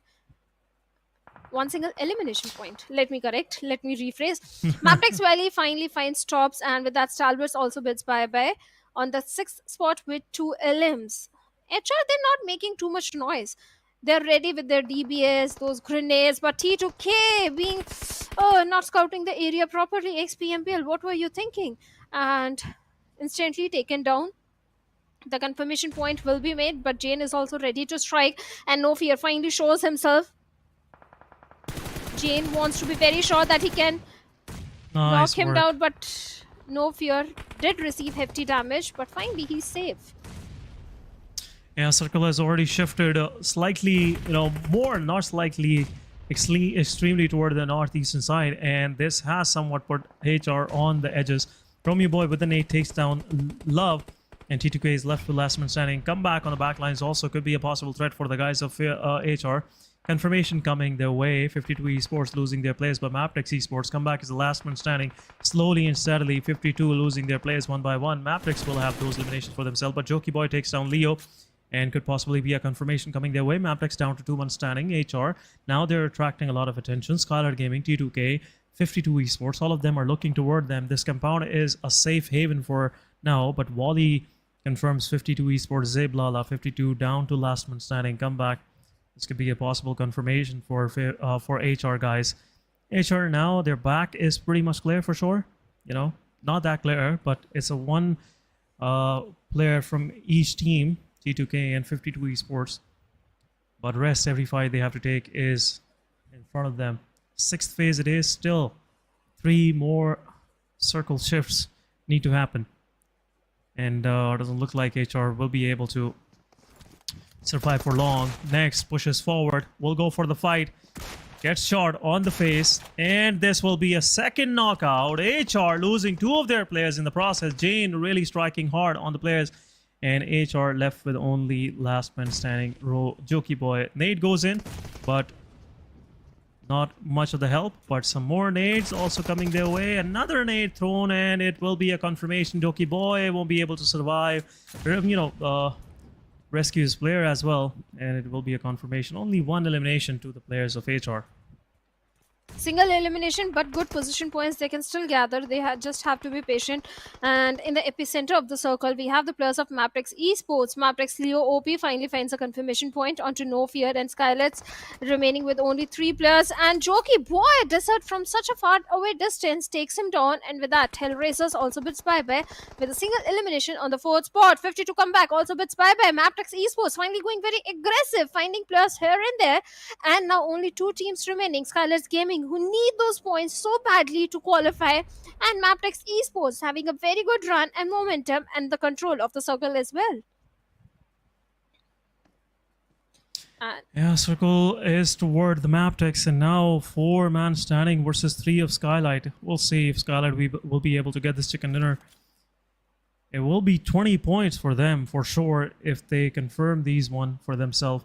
Mabetex been really clinical with their survival, with the way they've been, just taking care of each other. That's the main thing. They didn't let any of their players getting flushed out. But Mabetex, now 4 versus 3, they have realized they have some advantage in this situation. Going through for the scouting, one of the players' position is revealed, and it will be possibly a vehicle shot, but Mr. Borer takes down Wally. It's a 3 versus 3 now. Yeah, it's a 3v3 scenario. Definitely SKYLIGHTZ Gaming still at the mercy of the blue. Perfect grenades and molotovs being flung over by Leo OP takes down Mr. Boro. Even Nima did receive a lot of damage and surviving on a sliver of HP. One more grenade. Nima also goes down, and Mafia Ninja being the last man standing. Leo OP knows exactly where it is. The grenade being thrown, the molotov is also going in, and Mafia Ninja has been forced to come out from the covers and taking the damage of the blue. What just happened? Mabetex Leo nice OP work, gets Mabetex. taken down by Play Zone. Last man got God. eliminated by the Play Zone. GG's, nice work coming from the side of the Mabetex. A winner chicken dinner, but for sure, some good numbers came the way of SKYLIGHTZ Gaming as well. Will help them get out of the misery of bottom 4 for sure. But a winner chicken dinner, placing Mabetex on 4th spot, 25 points in this match.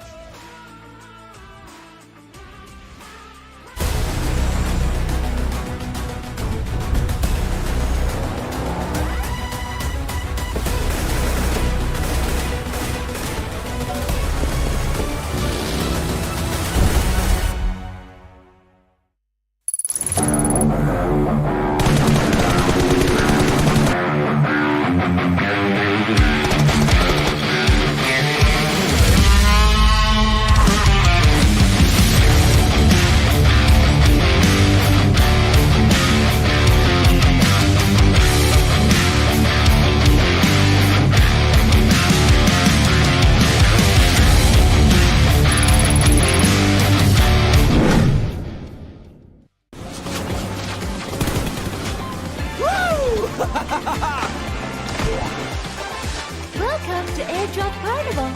Let's have a blast.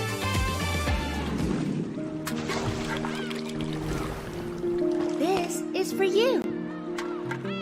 Let's play together.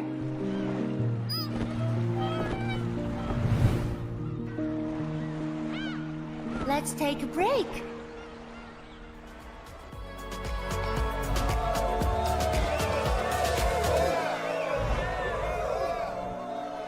Watch me shine on stage. I hope you can remember me.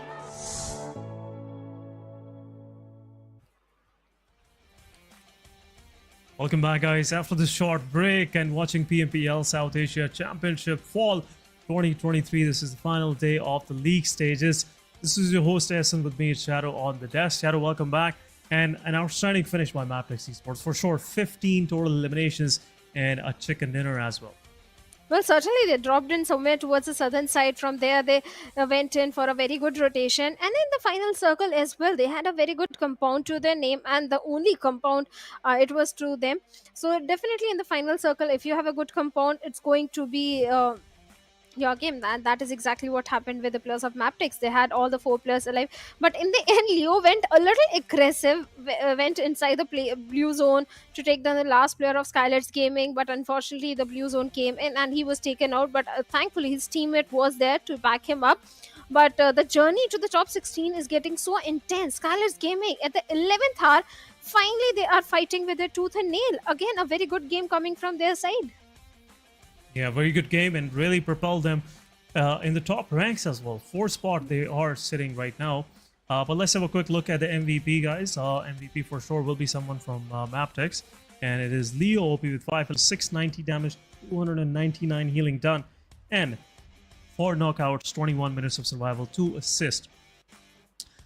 But we'll have a quick look at the players in focus as well, and for sure there will be someone else from Mabetex Esports as well, because they've been playing as a unit, they've been playing as a whole team.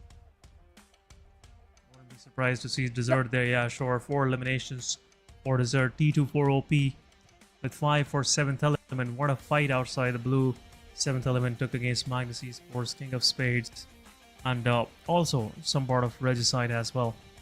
Outstanding work coming from the side of 7th element. Jane with 2 eliminations from T2K, the final 2 on HR. They were 514 damage. Drawlin with 4 eliminations. Nice fight taken against Regicide. Let's have a quick look at the match summary. It's more of Mabetex summary with Leo. Highest elimination, Leo with highest damage. Highest assist goes to Desert with 3 eliminations, and highest healing done by Gante for sure, as he was the last one remaining for DRS. Yeah, last game for DRS, but this time Mabetex did perform really good. But this game mattered the most to NBeSports and SKYLIGHTZ Gaming. SKYLIGHTZ, they did perform really good. They came on the 2nd spot with 13 points, and these 13 points are going to help them to propel themselves and come in top 16. But NBeSports, again a bad performance coming in from their side. They had to make sure they deliver a consistent gameplay today in the remaining 4 games, but 0 points to their name. I'm not sure where NBeSports will be standing after the last game.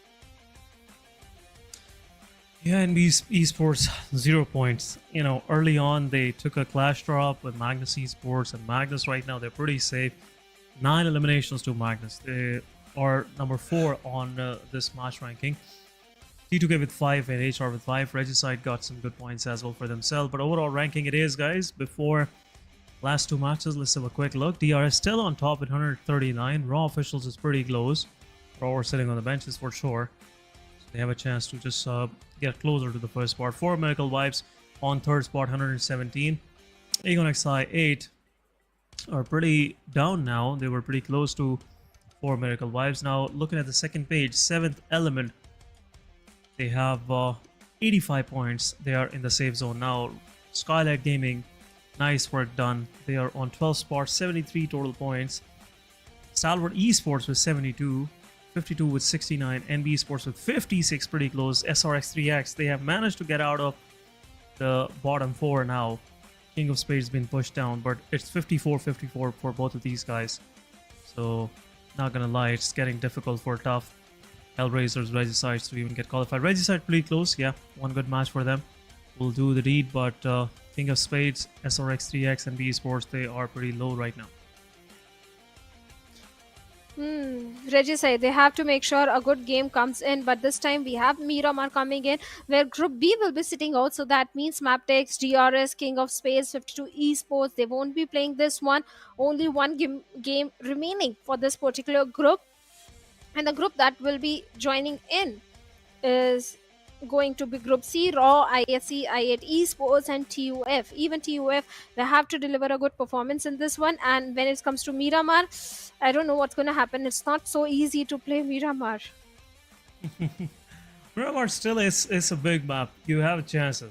You can actually make it top 3 with ease, but maps like Sanhok are the real trick, because one circle is away from you. It's a long stretch and it's a hard road to actually drive on, I must say, trying to get inside the circle.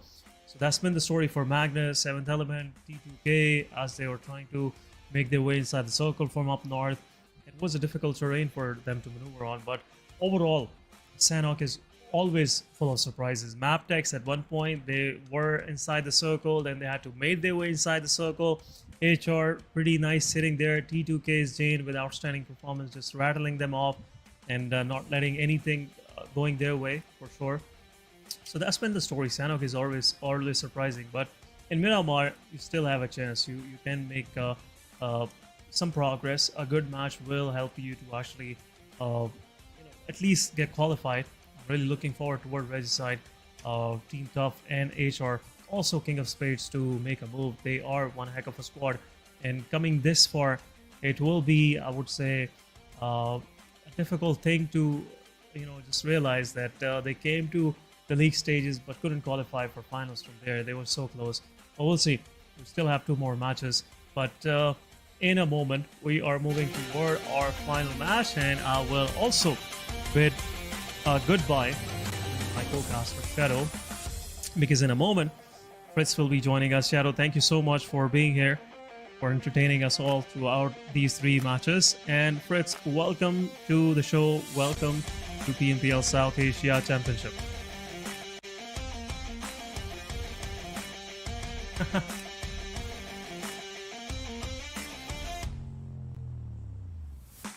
Yep, so in a moment, guys, Fritz will be with us for sure. But looking at the plane line, it's a very nice plane line. After a while, we have seen this kind of plane line at this very moment. And looks like starting from north, going down south toward Manastil Sur. HR, they're dropping alongside 7th Element. What is going on? That's the question right now. But Camp Militar could be their, location where they would like to go. R3G, 7th Element, HR, all of them are going to the same location. We'll see what's going through the minds of the players of HR. It's the final match that they're about to play, and I don't see them qualifying. They have very less points, 34 total points they have. We'll see. R3G, 7th Element, HR, all of them dropping up north toward Tiara Branca. And north of Cruise Developer Circle is more toward the northwestern side. Welcome back, Fritz, and thank you for joining the desk. How are you feeling today? I'm excited, man. I just would like to see how these teams pan out. Although I also saw another little thing. You and Shadow have done some extra games, but you did not get up to me in terms of predictions, SN. Still trailing in that number. I'm still up by 2-1 up in that sort of a fight that we have, right? But yeah, it has been a fun day. I mean, I've seen a lot of teams playing in a really good fashion. 7th Element, saw them getting a chicken dinner today, so it's definitely going to boost their confidence. 4MV also, not exactly getting great points every game, but the consistency has sort of revived for them. So it is looking like an interesting tournament to see now. It is, and some of the decisive fights are about to happen. Team HR, they're going all in. They have realized their last chance to actually get some points on the board and eventually qualify. But a good start coming from the side of HR next, confirming the first one for his side. A vehicle to his utility as well. We'll see how HR will go further in this fight. Pretty north the circle is. And now they have made the players of 7E to move even further word Campo Militar, where R3G might be, gatekeeping them. I don't know if this was something planned by the IGL, because I didn't give them a call for this.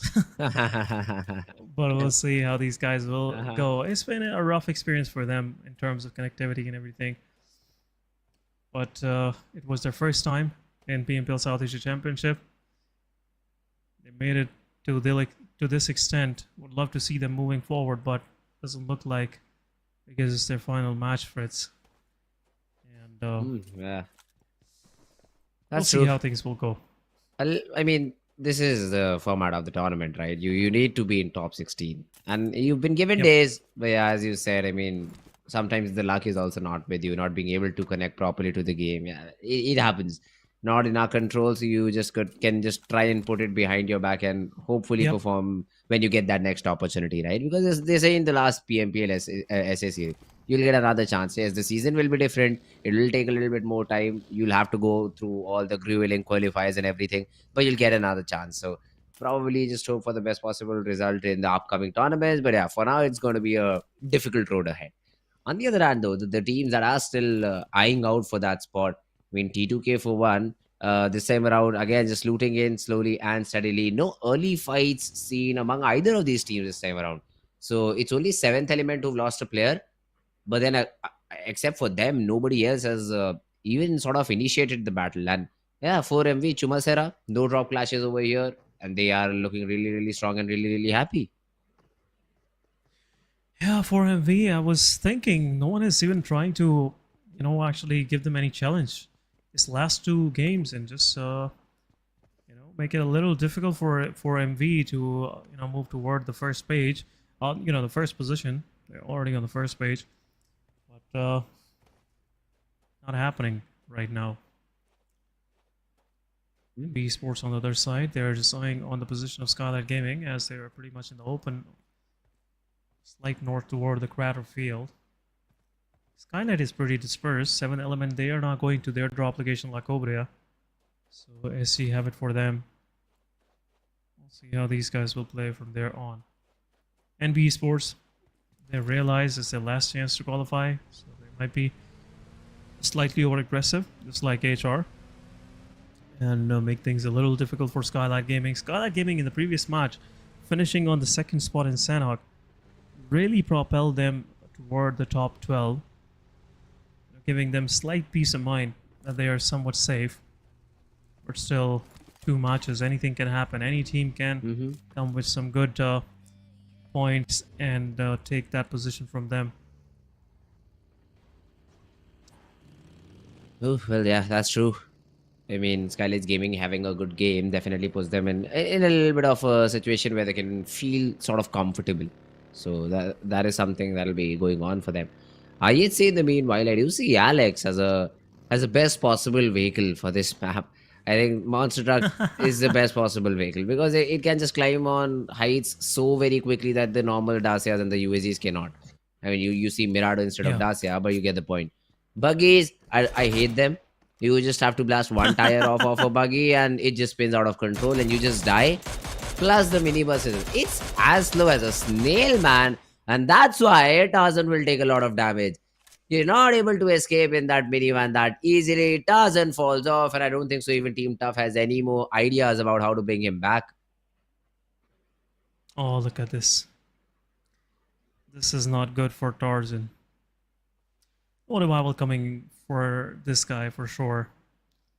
The only chance Tarzan have is his teammate knocking Godless. Then there is some chance where he will be able to survive, but some shots are also being dealt on the player. The vehicle will be tarnished for sure. IHC is pushing in. But IHC, look at this. They have closed in. Team Tough. They might lose another play. And there you go. Demo takes down Riddler as well. Yeah, that's a big blunder. Yeah, it is. Unfortunately. I mean, unless and until you get that knock on a Godless, there's no way you can get that revival. IHC will of course close in. It's a knock all out in the open. So you will have to first of all fight against IHC before trying and throwing the revival in. And Tough, where they could have survived with 3 players standing, now literally are being chased down. Yeah, that's what Godless is even trying to do. Yeah, the ridge line is there.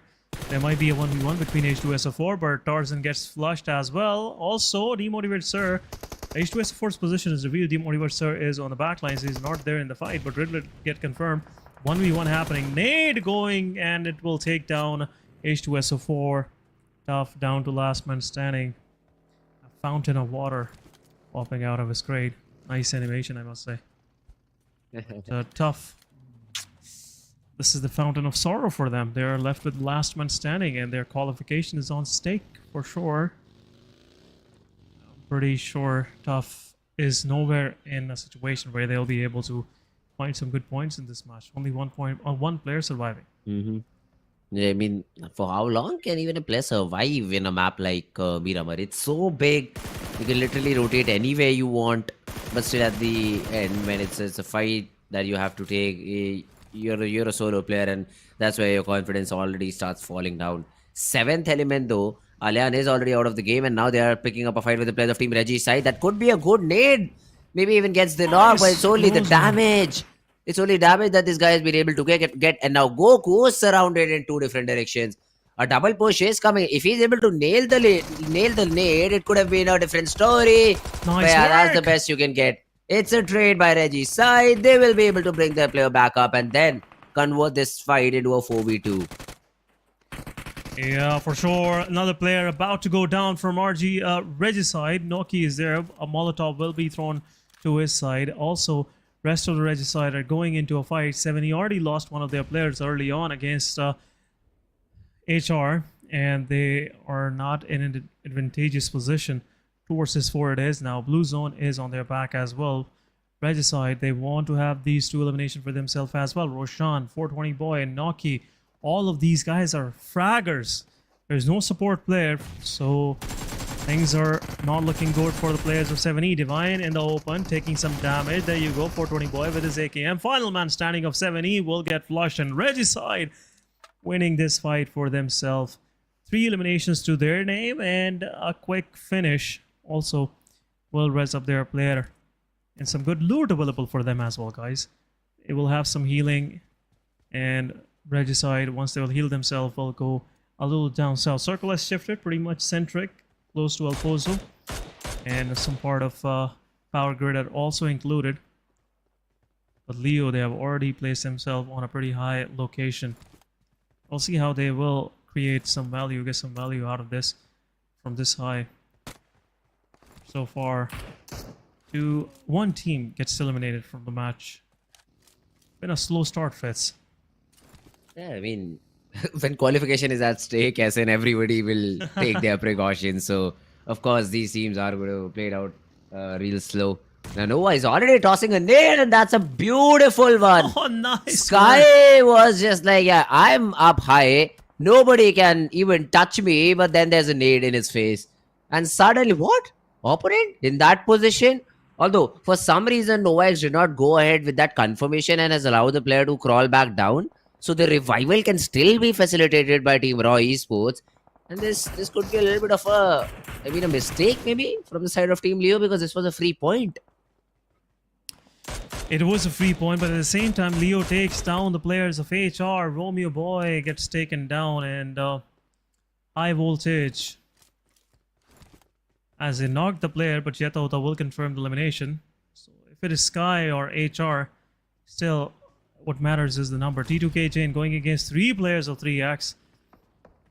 Predictions so far. We'll see which team will get it. In my opinion, this match is for IHC, but we'll see. T2K Chain takes down one of the player. 1v1 happening, but Zephyr gets knocked out as well. And meanwhile, and 3X is down to their last 2 players. Cairo still in a need of revive. T2K, they're pushing forward. They have confirmed Zephyr. 2 versus 4 it is now for 3X.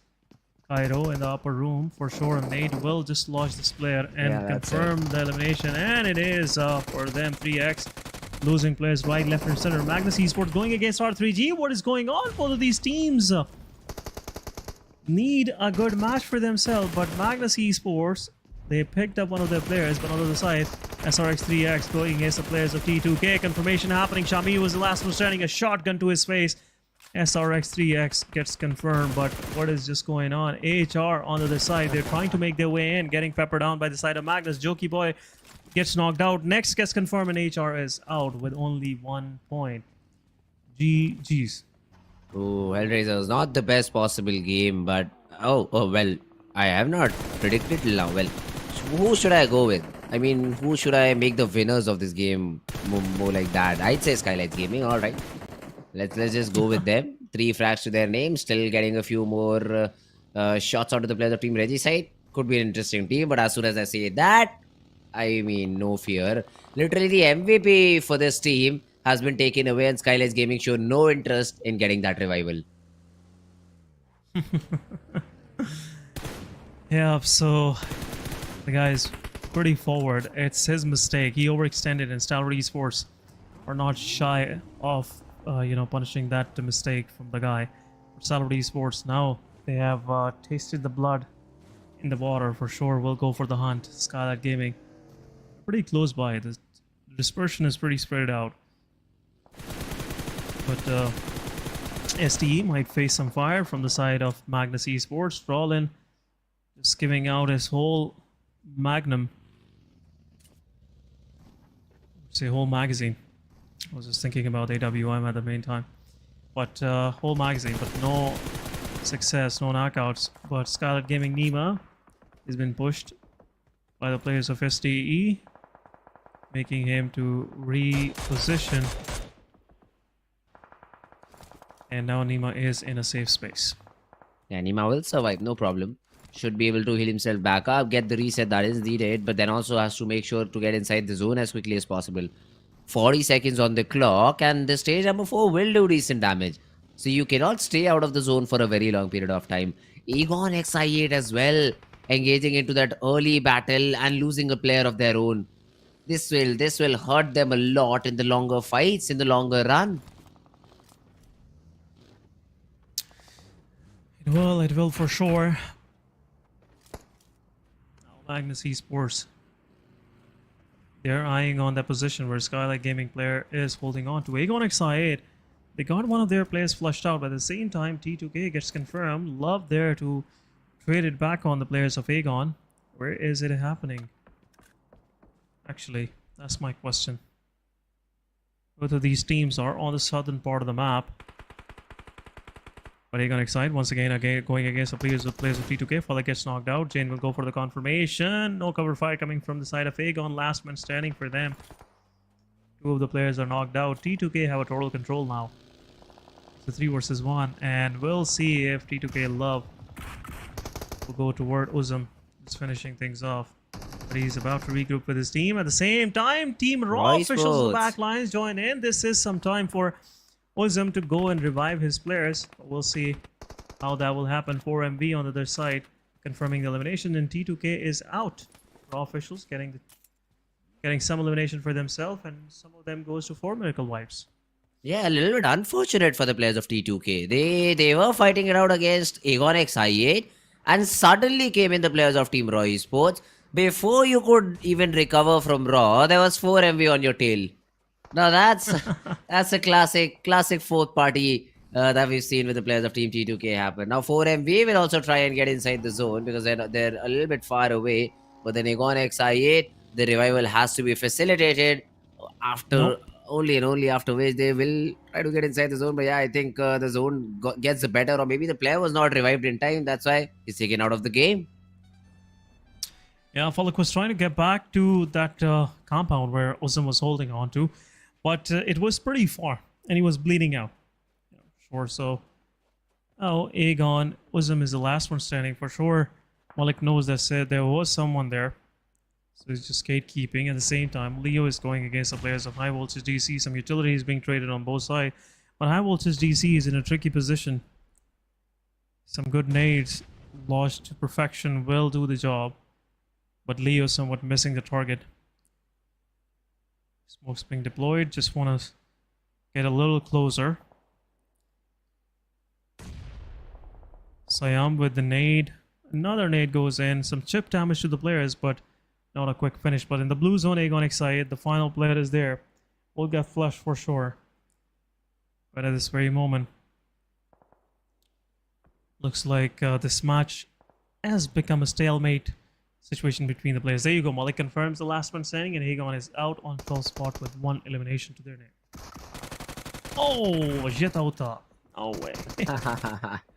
Hey, that's a little bit unfortunate for Jetauta, but now HVDC, they will have to close this fight as well. Rogue tries to get one, gets that knock on Swayam. So one more shot, and this could have been the end for Team Leo Esports. It's not the case. HVDC will be taken care of. Another team bowing out of the game. Stalwart, on the other hand, are now shooting upon the players of Team Magnus and have reduced them to just 3. So Stalwart are like, yeah, we have that 4-man advantage. We will try to take fights in each and every direction because we need a high frag chicken dinner. That's what we are here for. And let's see, man, the start is good. All 4 players surviving. Only 4 teams are in a situation like this, but they will also have a good number of frags.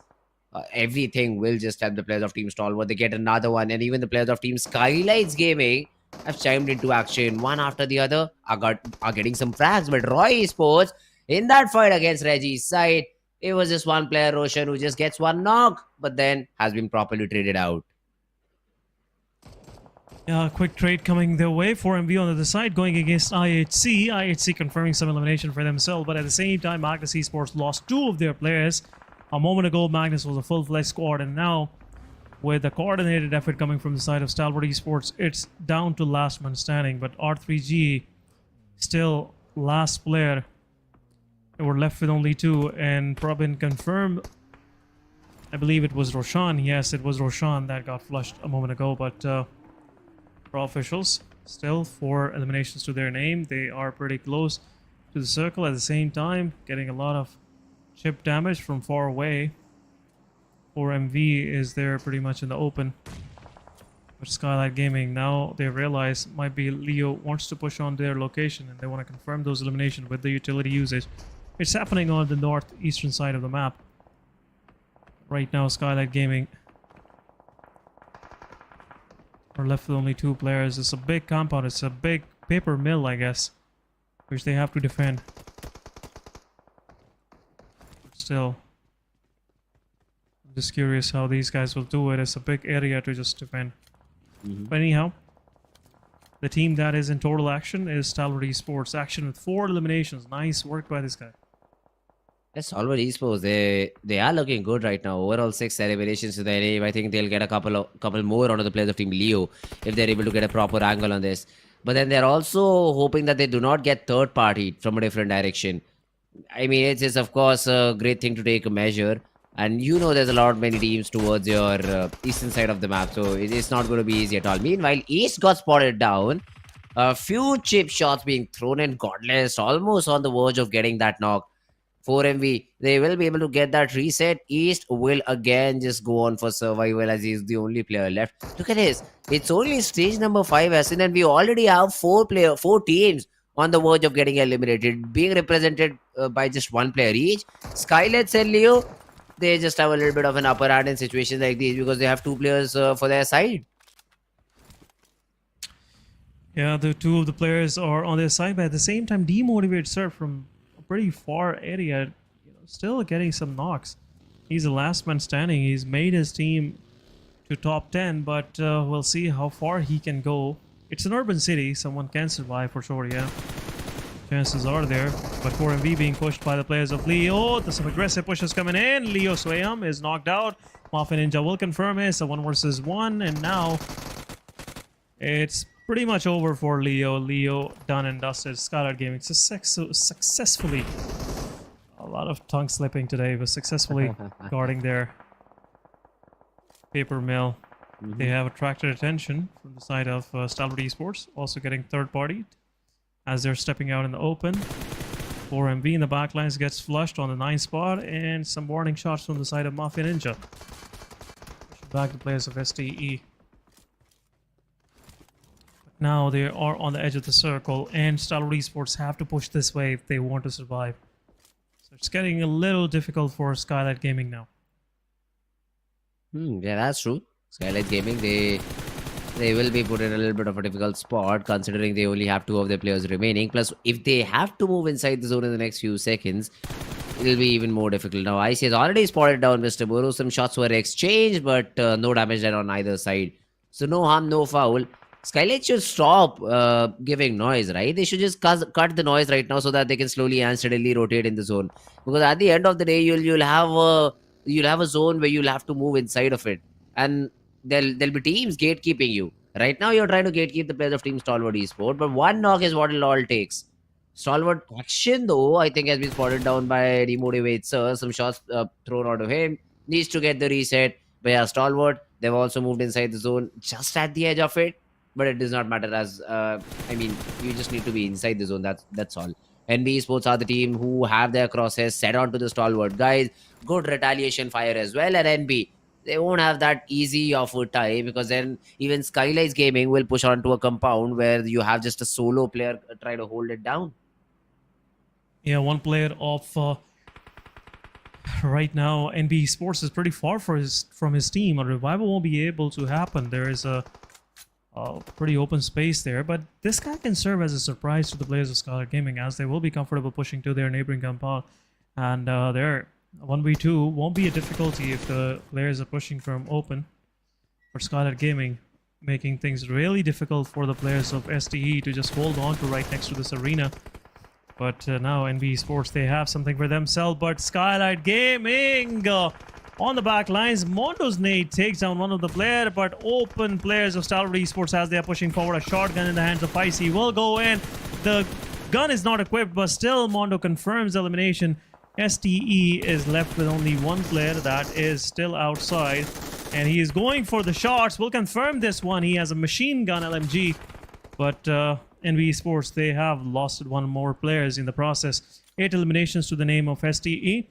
But NBeSports, they are still holding on to their position. One utility will do it, but action, look at this. 3 nades. How the heck this team will push their way? But first boy, he's going for the revival for sure. It's all out. But this is over. This is over. Now it's over. Now, there you go. STE is out on 7 spot, 8 total eliminations. Yeah, that was a very simple nade to be thrown in, right? Once you have that information, it's just super easy to get that frag. NBeSports, the player will be brought back up, but then look at this. SKYLIGHTZ Gaming, they want to take an opportunity over here. They want to push out the NBeSports guys. Sekujin, but yeah, he's also done a great thing. Nice, he did not stand his ground. He just falls back. He knows that there's strength in unity and will just regroup with his own teammates. Although all the hard work that was done by the guys of NBeSports, now the benefit is being reaped by SKYLIGHTZ Gaming. They are the ones who are looting all the crates. But when it comes to getting inside the zone, now that's where I'd like to see SKYLIGHTZ Gaming attempt, because now the crosshairs are trained onto this particular team of SKYLIGHTZ. Yeah, for sure. At the same time, Raw officials will take care of the last man standing of R3G.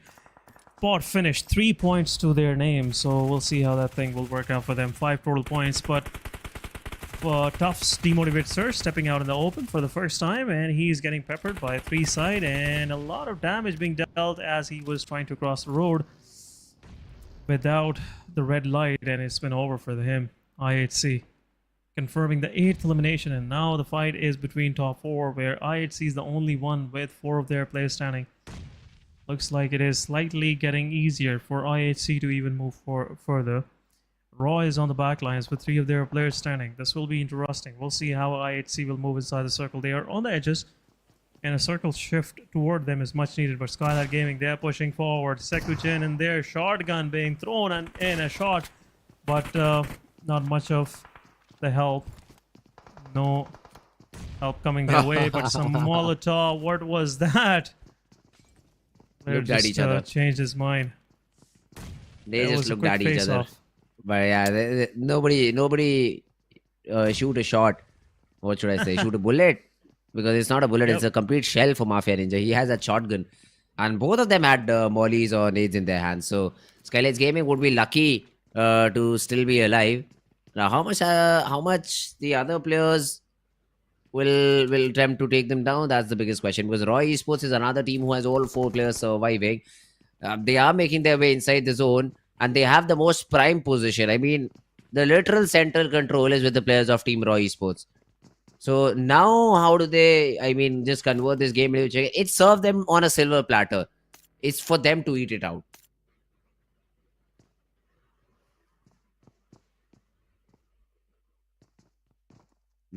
Well, let's see now. SKYLIGHTZ Gaming. For now, we have Mafia Ninja and Mr. Boro. Both of these players just resetting themselves back up, letting the players of IHC and the Raw Esports maybe fight it out. So yes, Sky has been taken care of. The retaliation shots were there, and I do see the weakened players of Team IHC. But since I think the call has already been made, they just want to push in, and Raw Esports will be put in a difficult spot. Although Malik pushes in, gets that counter knock onto Debo. I mean, IHC is trying to slowly and steadily creep up onto the players of Team Raw Esports, but they'll keep losing players if they do it like this. Malik gets another knock from far away. He is just raining hellfire onto the players of Team IHC.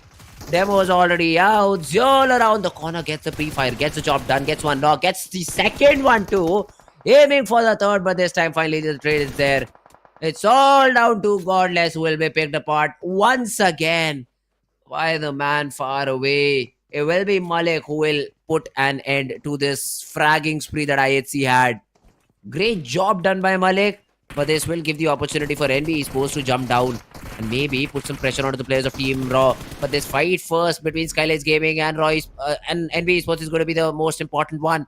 Mafia Ninja cannot find a window to jump out from, but finally as he does, nice work. will be shot upon by NBeSports. But now it's all Fizzboy. Fizzboy versus the entire squad of Raw. I think we know the result, Essen. Yeah, entire squad, and also their position is pretty much pinned out. A lot of utility being thrown, and Fistboy, if he will be able to revive Sekujin, there is some fighting chances. But nade goes in, will confirm the player, and it's over. It's over for the player of NBeSports. What a comeback from these guys! It was a much-needed match for NB. They finished on the second spot. But another winner chicken dinner going for the Raw officials in this second Miramar. They are now sitting on the first spot. 22 points in this previous match. Nice work done.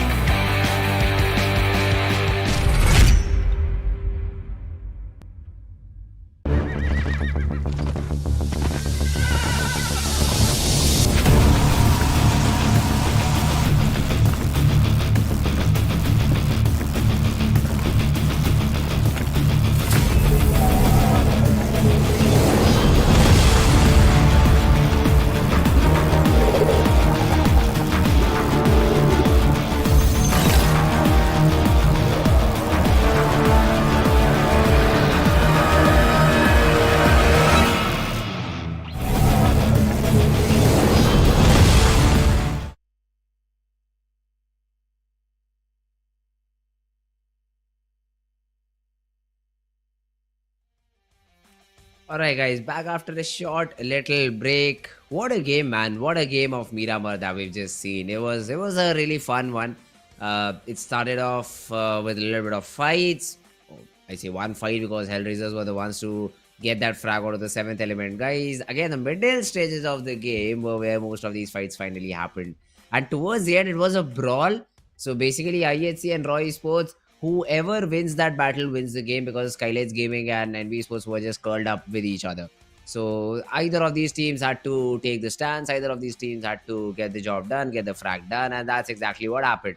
Before falling, SKYLIGHTZ get 2. I mean, it was an attempt made by the players of Team NBeSports. If it would have been clean, I mean, then that 3v3 or that 3v4 could have resulted a positive result.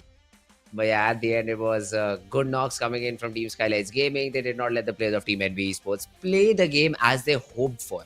So it was fun to watch it out. The map of Miramar, the land of DMRs and snipers, although this time around did not see a lot of DMRs being used. Probably because it was a zone which ended inside these cities. So there was not a lot of DMR action, more towards shotguns and more towards those rifles. So it was an interesting game. MVP for this particular game is going to be IHC Godless. He was the one who did the major heavy lifting, 4 elimination, 1142 damage, and overall a great game by Godless. So great job done by the team. I would like to see how do they continue. And once again, we have back on the desk Kaisen. My man went to grab some food for himself and now is back on the desk. Thank you so much. Thank you so much for Fritz for covering up for me. But outstanding performance by these guys for sure. A slight hiccup was their fight against Raw officials.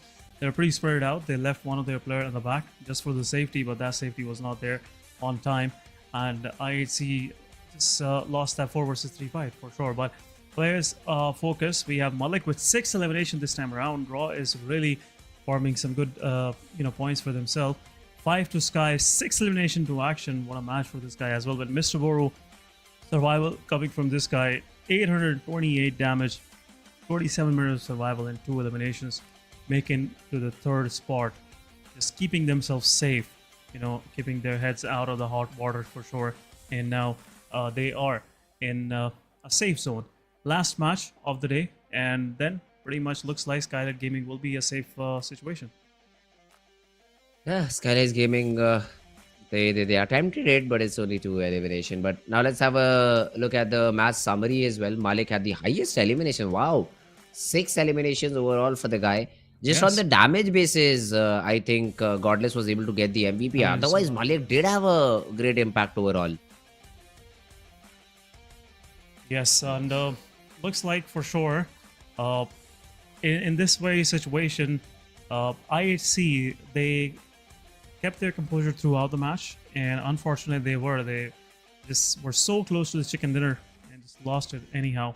But another chicken dinner for Raw officials, 10 placement points, 12 elimination, total 22 points. IHC with 12 points to their name, NBeSports with 12, SKYLIGHTZ Gaming with 10, and ST with 9, T2K with 6, Regicide with 5 points. They need even more, but Leo with 3, MGS with 3, Tough with 3, 4MV with 2, and High Voltage DCA gone, HR, SRX3X at 70 with 111, and then 2 zeros at the bottom. Not a good match for 7E after all. But looking at the overall ranking, we have Raw Esports right on top with 145 points, and DRS still trailing slightly behind them, 139. And both of these teams left one of their match. 4 Miracle Vibes, they're done with their matches, 119. They have finished 3rd so far. IHC on 4th. We have second page where HellRaisers could only manage to get 35 points after 16 matches. No more for them. Team Tough still have one more chance to get qualified. King of Spades, same for them. SRX3X, one more match to their name as well. Regicide, NBeSports, then 52 Esports, Stalwart Esports. The things are pretty open now. Still, one match is left. SKYLIGHTZ Gaming, 83 points. They are somewhat safe. We'll see if they'll be able to finish in top 16. But let's have a quick look at the schedule, Fritz.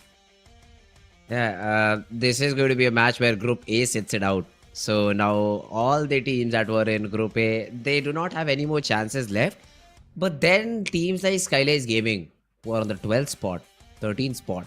Now that is where the main, in Hindi we say masala. That is where the main masala is there. So if all these teams on the bottom charts suddenly start showing up, suddenly start performing, that's where I'd say they will face a little bit of a hiccup. SKYLIGHTZ would be like, yeah, guys, just drop in there, eliminate them, we're happy. We just want to qualify for the grand finals. We know we haven't showed up for the playoffs at all, but then we will make sure that we perform better in the grand final. So they would be really watching this game, and let's see if they get the desired result or not. But here we go, guys, with the final game of the playoffs and the day as well, the map of Erangel. Last game, and some of these teams have the last chance to qualify for the South Asia Championship. Be a part of that top 16 squad of this year's Fall Championship finals, and also some of these teams will enjoy themselves. They will fight for the top positions. Talking about the plane line, starting from the eastern side of the map, starting from close to the Polka, going toward the extreme west, down south of Hospital, and western side of Gatka. So far, that's been the situation. Equal dispersion coming on both sides, and looks like we are about to see some early clashes as well. This plane line might be, make a chance for NBeSports going against DRS possibly, and also some mid-map contentions happening as well. Well, let's see. I mean, how does that mid-map contention happen right now? But Mabetex Esports, on the other hand, they dropped into the city of Lipovka. Should not be a problem considering, NBeSports will be your neighbor, but then running around with a vehicle is of the least concern for Mabetex. They will just make sure they have small little compounds to loot around, and even the play zone is sort of supporting the plane path. So the play zone has gone all the way towards the western part of the map. Georgia Pole Hills will be a really crucial spot in the zone, although this will be decided, I'd say, by the second or even maybe by the third zone, that if Georgia Pole is the best possible area to loot it or not. But yeah, that hillside area for sure is going to be a really, really important one. Zeol dropped in a different direction as compared to his team, saw a vehicle and now is just running out with it. I mean, 52 Esports can shoot him in the back, but I think they are refraining from it. They do not have those early weapons, and they themselves are in some sort of compounds. So spotting Zeol, I don't think so it is going to be that easy at all. 3x Esports, suddenly just knowing that HVDC is not in this lobby, they just dropped into that city of Pochinki, stealing away a very important drop, but they will have to make this game theirs if they want to qualify for the grand finals. So, well, 3x Esports, let's see how do they loot and then move forward in the game. Magnus, on the other hand, they usually dropped in Ferry Pier, so that's not a surprise. But Aegon XI8, they're rotating late towards military base. I'd say this is the very first time that they know that 4MV will not be in this city of military base. So this will be, I'd say, the only time they will be able to loot for free. So they do not want to give away this opportunity. But if Magnus can spot it down, now that's where the problems for I8 can really begin. Magnus could go in for that bridge camp. I8 could maybe face a potential loss of player, because in bridge camps, it's usually you either you losing a player or your opponent team being completely eliminated. So in situations like these, I'd like to see how does I8 perform. And for now, I believe Faster just ran in with the vehicle, gets that information that nobody's on the bridge now, probably figured out it's Aegon X I8 anyways, because it's a team of their region, and now are just around that city of Ferry Pier, looting around, chilling around, probably also moving inside the zone as soon as their loot is complete. So no early drop clashes, no early drop fights, but rotational clashes is what I'm interested to see. How quickly can 3x SRX 3x loot? How quickly can the players of team King of Spades loot? Because I mean, King of Spades especially is a team which is literally on the other part of the map. They are towards Stolber and Kamishki. So rotation for them is going to be a little bit of a concern. So I'd like to see how does King of Spades get inside the zone. Do they choose to use a bridge, or do they choose to rotate from the shooting range area, or do they, as soon as they start their rotation, move towards Yasnaya Polyana and move their way down south from there, or maybe towards the western side? Who knows, depending on their rotation. So all these things have to be considered. Leo Esports this time around, usually they dropped in, if I remember correctly, towards Georgiopol City. But then seeing that 52 Esports again and again also like to drop over there, have sort of changed their drop location and now have dropped in this Yasnaya Polyana area. This earlier used to be capitalized by SKYLIGHTZ Gaming. But SKYLIGHTZ not being in the lobby, another cheeky drop that has been taken by your team. So all these teams are realizing these teams are not in the lobby. They won't be playing it out. These are the teams of group number A. So let's just drop into their drop locations, get the best possible loot, and rotate accordingly. But I think the major point you're missing, how do you rotate? I mean, you do not have set rotations available for you. I mean, when you decide to just steal someone's drop location, you cannot steal the rotating path as well, because for them it's very standard, but for you, you'll have to figure out things entirely for yourself. The good part about this is for SRX 3X, Pochinki is going to be a great area inside the zone, so they can sit inside the zone for maybe in 2 or 3 next move phases. But for teams like Leo Esports who've taken the drop location of SKYLIGHTZ Gaming, now for them the zone is not there, so they will have to get inside the zone. And the pathing they choose is going to be of prime interest to me. So well, let's see. I'll be waiting for them to show their rotation. How do they want to get inside the zone? In the meanwhile, Reggie's side, I believe they've already completed their loot, or is it them just exploring their nearby area? Because I just saw 2 first aids and that was about it. There were some other more medicines, but that won't help you a lot once you're in a gunfight. So the first aid is going to be really, really valuable. 52 Esports on the other hand, yeah, Jallad, Hassan, Zeblal. Pardon me if I did pronounce it wrong. But yeah, all these teams, they are looking to just hold their ground, maybe be in the game for as long as possible. So on the other hand, we do also have Team Leo Esports who started off with their rotation. Slipknot, Yetauta, Nova X, Liquid. All these players just making their move, just maybe exploring the nearby positions and figuring out where can they get that very initial battle. But what if they do not? I mean, that's what an answer back I'd like to see. Although we might see a rotational clash over here. SRX3X, they've for sure spotted down Alien, right? Inside that buggy, yes. Josefa has already spotted him down. Now just looking at him using that third eye perspective to look at the guy who will relay that information. And I guess the call for SRX3X is to not chase him down, just get that information and fall back. They've already looted Pochinki, so now that series of to no use. That's why they've already rotated towards the outside compounds of Pochinki and would be looking to maybe see a place, maybe see an area around that particular compound that they have. T24 also switching up vehicles, making sure that all the players of 7th Element are well versed with the vehicles they have. Action though, he gets some action more though. Unlucky prone, although the cover is great. So Sekojin has been able to get that counter onto action, and the frag is also being attempted to get confirmed. NBeSports should focus on the revival, which they will, but then Stalwart Esports is also getting in with the support. They want to get action back up and running against Stalwart. This might be their very major first 4v4 battle.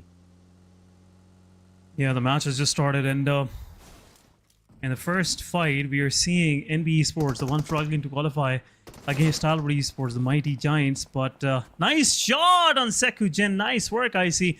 At the same time, IHC want to join the fight as well from up high. IHC will pick up action. Some good time has been bought by these guys. Utility is also being thrown. It's a risky place to be in to take a fight, I guess, because you cannot push uphill. They cannot push toward the compounds because IHC is watching from uphill. So it's a risky position to be in. We'll see how STE will work accordingly, but I guess this is the time where STE will find another place for them to hold on to, and we know fight happening. But 7E versus STE, both of these teams really passing pretty close to each other. And I think both of these teams were eyeing for the same compound. And now Stalwart Esports are going for that one. They're making a change, Stalwart. They're like, yeah, we've already seen that NBeSports has a stronghold onto this compound. They also have a player watching them from a very far away angle. Plus, there's a third party up top. So it's better off if we do not fight this position out and just respectfully give it away. Good decision. Great decision made by the players of Stalwart Esports. They'll find themselves a different compound. NBeSports, none of these teams got any sort of result with the fight that they had. So basically, it was exchange of ammo, exchange of utility, wastage of helmet and shield, and then you just run back. You just try to reset. That's what happened in this fight. But sometimes it's necessary, Yeah. right? So it was a Stalwart getting knocked out very early on, but then the trades happened and everybody just got revived. Once again, you see Stalwart getting knocked out. So IHC, they will have that vantage point from up top. They will be getting all these knocks, but getting these confirmations is going to be the toughest job for them. Yeah, confirmation. You know, staying in the height is slightly tricky when it comes to taking fights, because if you're up high, for sure someone will try to get on your back, and you know, support is very difficult to provide to your players if you're pretty spread out, especially on area like Mount Everest. But you will give knockouts, but confirmation will be difficult. But there you go, DRS going against the players of NBeSports. Mondo on HP, one shot will knock him down, but utility being dropped, and this will be a knock on Mondo. DRS, they have started things off, and another nade being prepared for Fist Boy. The nade goes in, then this could possibly be a knock, and there you go, Gyante, nice work done. DRS have the control of this compound for themselves. NBeSports losing 2 of their players for sure. Oh, DRS, they will be able to get good number of frags in this engagement, and suddenly NBeSports, who did have a stronghold in one of these compounds, are now suddenly facing elimination. I think DRS already have that rough idea where the remaining 2 players are. So they're like, yeah, you know what? Maybe let's just not get into that fight. We needed the compound. We've already had that. 2 more crates to loot from. The reset is also available. Let's just avail to all of these opportunities and benefits that we currently have gained for ourselves. So yeah, DRS will just reset, and the real soldiers are looking really, really strong in the playoff stages. Yeah.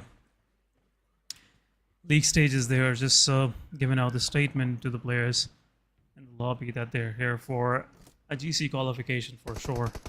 They're eyeing on that spot, but R3G losing one of their players, Noki low on HP. 420 boy, as he was in pretty open space, gets flushed out. Rest of the R3G is kind of just holding back. Still not sure. Noki's position is not revealed. Noki is on a slither of an HP, but Roshan getting peppered from every side. His buggy was under immense amount of pressure, but there you go, Yeta. He just somewhat make a slight noise, Noki, and gets confirmed right away. Another elimination on R3G. R3G left with only 2 players. You know, that was like, well, did not get that frag on the long range fight. Yeah, I'll improve 1 minute. What? There's a player close by. Boop. Shotgun. That's exactly what happened in that battle. And Leo Esports, they would be happy. They would be happy with the frag that they have. Second one on the board. And the way this zone is going, it's another Ruins area. What's up with the Erangel and Ruins? This is the 3rd time that I've seen a circle landing around this area of Ruins. Now, it still might go towards Georgiapol Hill, but the chances of that happening are super, super tight. In the meanwhile, though, the remaining 2 players of NBeSports will have to fight it out against the players of Team Magnus. Now, Magnus have to be really careful. Although these are individual battles, so Sekujin and Akaz are in 2 different compounds, and Magnus, if they're able to figure this thing out, they could just push them individually. Yeah, they will be doing so. NBeSports, they have a good compound on the edges, and with this kind of managed, numbers, standing numbers, for sure, it will be difficult. But what a nade coming from the side of Zebian. Akaz is the last one standing, and the only player giving footsteps. Zebian confirming the elimination. Last one standing inside the compound. Shotgun versus shotgun. DBS it is. But Pastor needs a quick revival. Player will push in. Akaz will take down Drawlin. This shouldn't be the situation, but a good save coming from the side of Fenny. Here you go. Revival will come through. DRS, they might be interested in taking that fight, but look at IHC. They might descend from up high, and this will be quite catastrophic for the players of Magnus Esports. Foster still waiting for the revival. Zipian just enjoying himself. Like, yeah, we'll take care of... Someone else will take care of you, no worries. Leo confirming another elimination. What is Leo even trying to do? This today, especially, Leo been on a rampage so far. Yeah, well, now look at this I8 Blade. I think he has sort of spotted down a player. Just try to explore the crevices of this window. trying to throw in some shots out of his opponents, getting the damage, maybe getting a knock. But yeah, now Blade has already been spotted down. DRS just giving a few warning shots. And yeah, we know you're there. Plus, you're not inside the play zone. So, well, please go decide where you want to rotate. And the zone has taken a central shift. So, to what I thought will be an eastern side shift towards the main city of Ruins, it has gone towards the Georgia Pole Hill. And now IHC will have advantage of this higher ground area that they have. I hope to God they have enough ammo for all the fights that will happen around them, and then being able to third party and getting all the needed frags. 52 Esports comeback being the first one to fall, and considering 52 Esports are very far away, don't think so this game is going their way. 52 Esports, it will be a gruesome exit from the southern Georgia Bowl, the contained area, as one of the team is already waiting for them. But 3x, they are getting peppered out. One of the players get eliminated. They're IGL every time. Cairo is the first one being the victim. He gets into some unusual spots where revival is never in question. So now 3x, I don't know what's going through their mind. They have to reposition themselves, and they're slowly and steadily making their way in, but they are going straight toward the players of Mabetex Esports. Zeph are realizing this is not a good idea, but going toward prediction. Looks like this match is going the way of IHC. I mean, IHC really have a good area inside the zone. But if you ask me, I'll go with Stalwart Esports. Because in zones like these, what happens is once the zone is not with you, now running down that hill is a completely different task. And not a fun one, let me tell you that. So running down the hill is definitely going to be IHC's nightmare, and let's see how they deal with this. Right now though, Magnus Esports, now they have a new battle against the players of Team ToughX. This is one thing that I've seen a lot of Pakistani teams do, Essen. I mean, they invade a compound, but the first thing they do is just throw some random smokes. Around the compound. Yeah. What is this about? Yeah. Well, the strategy in itself, if I just break it down, is deny the visual, I would say cues, not giving the exact position. So making the team play on the audio cues. So that's the whole thing. So grenades shouldn't be an option. And also, most of these teams are heavy on the gunfights. So when you don't know where to, shoot, for sure, it will get a little difficult for you guys. But there you go, Drawing pushing forward. Some more shots. There you go. A shotgun coming from the side of Tough Riddler as well. But Magnus Esports, rest of them, they push forward inside the smoke. Look at this. This is what smokes do to you. Now Riddler can't even take the fight as well. Magnus Esports finishing things off. 2 versus 1 it is now, and for sure Magnus Esports will confirm the past last man standing as well. Tough down to last man, and their confirmation is no more in the question. Riddler low on HP, Zibian will push forward and will confirm the elimination.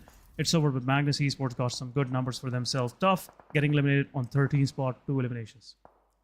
Another best possible result for Team Tough. They expected a little bit better from that fight, wanted to take those gunfights. But as soon as that initial knock came in, Magnus were like, yeah, let's just go. Let's just go and push them out. And they were able to win the majority of their gunfights. Great job done by them. They will still stay alive in the game with only 2 players.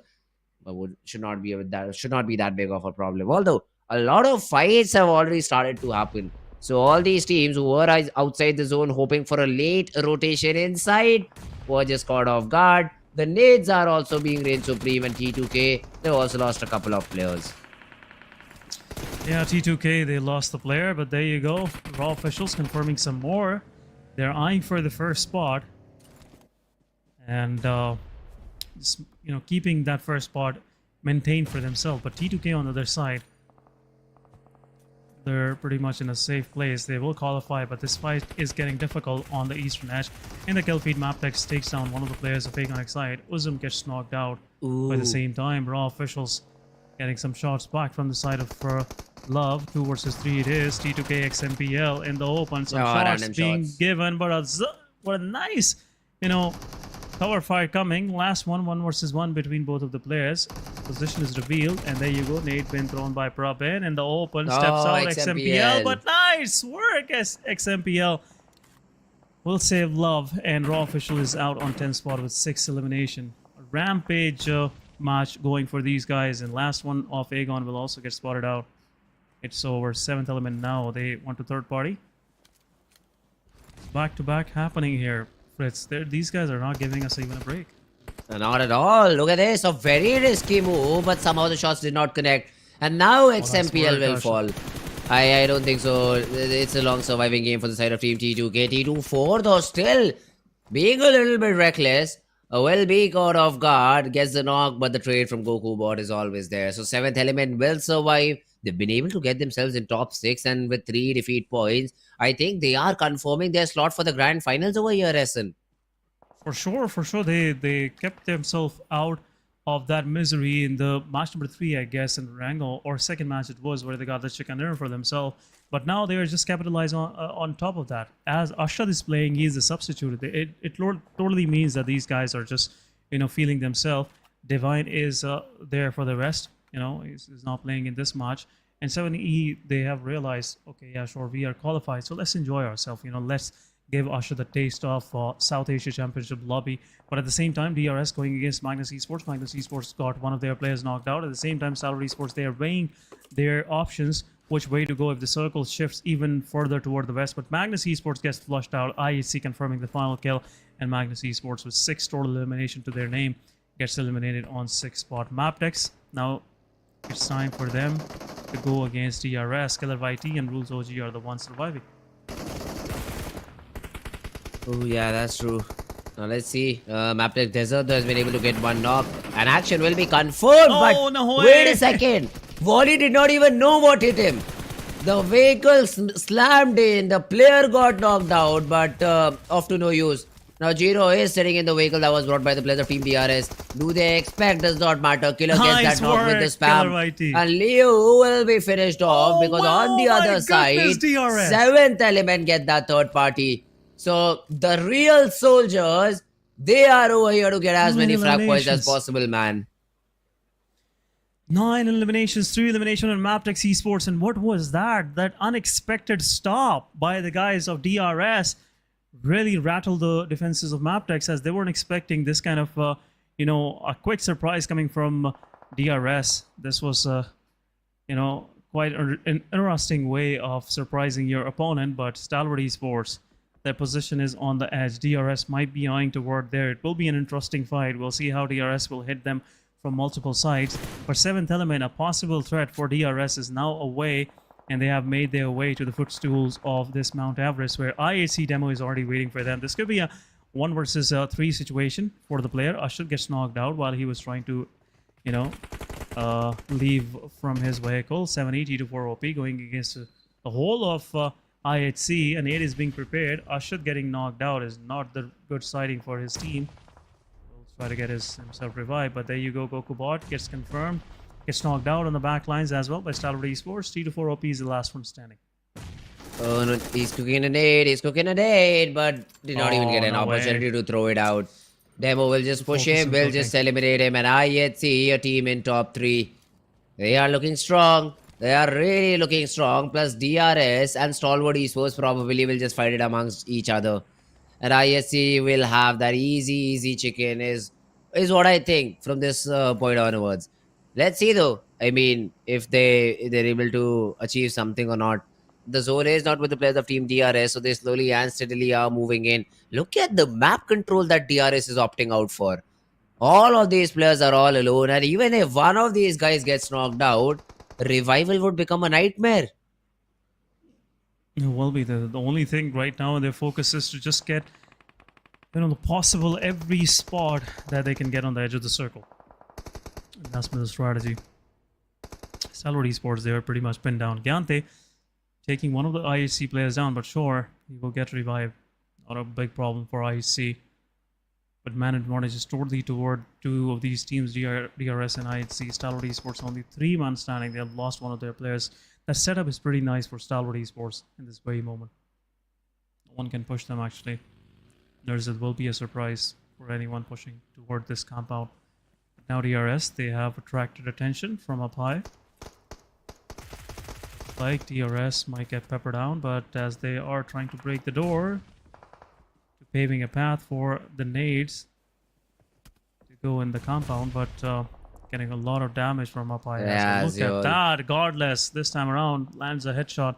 And DRS getting the first knock in the process. Yeah, but Rules has a really good angle on this fight. Now, this is a little bit overcommitment from IHC because they do not know where the second team is. But yeah, then Demo won't be taken down that easily because he's in a vehicle. Finally, he does decide to stop around a tree, maybe? Is that a good idea? I mean, Rules is not even showing himself until he gets that confirmed knock. And this time around, he will. He should be able to get that knock onto Demo. He's not even looking towards the right place and Rules. The nades are being tossed by Demo right now, but he just wants that confirmation. He just wants a confirmed knock. Alex, in the meanwhile, knocks out Icy. Now Demo is in a very open spot. The headshot, they land. What a big wave. But still, at least they're able to get that knock. Work. Demo will be eliminated. DRS Gyante also falls in the process. But now IHC suddenly are in a little bit of a pickle. How do they get their fourth player back up and running? I don't think so. There's an option for that now. Yeah, nothing is in any way possible for IHC to do to take down, to pick up Demo. He's already so low on HP. But Gyante will also get confirmed by Godless. What is going on? This will be a surprise if Rules OG will show up on the back of IHC as he's trying his level best. But Blue Zone is on the edges as well. Rules OG slowly and steadily pushing up. This will be a surprise, even though if he could just get one kill, but he just gave out his position. This was not the right move. But now DRS, they have left the position. And we'll see which side they will choose to go. IHC still 3-man standing. It's a 3 versus 3 versus 3 between 3 of these teams. But look at SDE, the way they're encroaching slowly and steadily. It will be a headache for IHC. They've already marched up and Tops has a really cool angle onto the players of Team IHC. The Dobbs, does he spot the player and take some shots out of Zeol? I think Zeol is also cooking a nade out of Dobbs. The raids are being thrown in. The utility is used. But the knocks are still not achieved. Damage, yes. Knock still not there. DRS Delta, though, could play the spoil sport. Entire team of DRS could play the spoil sport. And suddenly, IHC were looking really strong. And now literally the aloo patty in between a sandwich. Two different teams from two different directions. This is looking like a really difficult situation for IHC to deal with.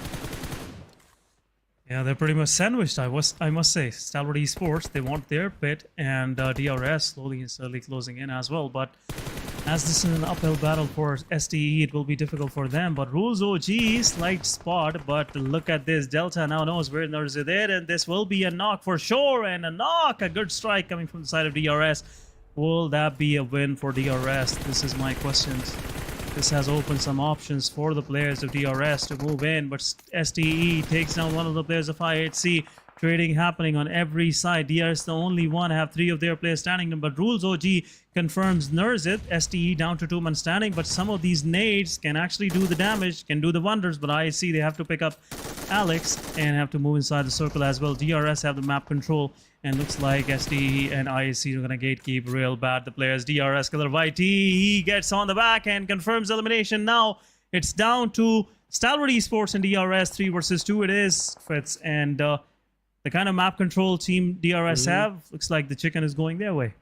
I mean, but they've taken a really passive position. So it is only Rules who is in an active position who can get that knock. Killer is not in a position to get anything done. But the problem for Stalwart Esports, they do not have the zone. Now they will have to run down this hill, get shot upon by 2 different players. They do have a buggy to maybe help them, assist them in doing something about this. IC has been able to get himself in a good spot, and so has Tobbs. So both these players will try to take some shots, random shots through the smoke, try to get that connection. Rules has been spotted down, tagged him up a little bit. The knock yet not there. Although look at this Killer. A very aggressive stance from Killer. He just wants to push out a Stalwart Esports. Tobbs barely surviving. That nade could have literally hurt him bad. But that's not the case. He will survive. Now Killer is going to be the point of focus for both these Stalwart players. Tobbs and IC. Let's see. How do they pull this off? How do they get this 2v3 in their control? Or will the real soldiers get the chicken dinner for themselves? Rules OG's position is very OG, I must say, right now. OP, I would say. Top have a OP gun right now in his hands. Delta there with UMP. We'll see if LMG will be any good in this close quarters. Killer's YT's position is pretty Nice, but a Ah, nade there goes we have in, it. and there you go. It's over almost. Ice's position is revealed as he is trying to reposition. Perfect nade coming from the side of KillerYT. Last man standing. A lot of smokes are being deployed, and this will not stop these advances of DRS. The players hop on the back seat of the buggy. DRS want to confirm this elimination for themselves. Pretty much in the bag. They can smell the chicken dinner for sure. Some shots. That's a GG. connecting, and there you go. It's almost GG's. Oh, he is shooting at the wrong place. As a smoke will go down, it will be over. But before that, the players get a lot anxious, and kill confirmation goes, and DRS getting the final chicken dinner. Head nod coming from the side of Rules OG shows job well done. Hey, great job done by the players of Team DRS, and total 15 eliminations as well. So 25 points. They did play a great game.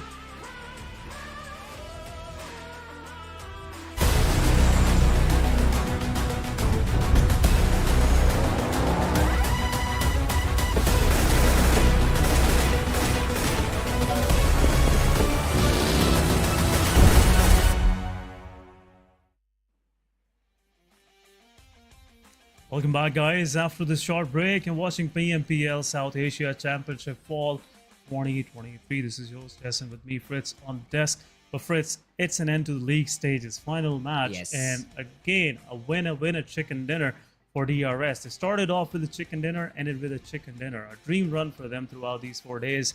But overall, I would say I'm really looking forward to the top 16, which we'll eventually see in the finals. Yeah, well, top 16 teams are going to be our focus to see which of these teams have qualified. I was surprised to see Stalwart Esports struggling for qualification, but this game should be good enough to get them through to the grand finals. At least that's their 7th element. Where did they finish off?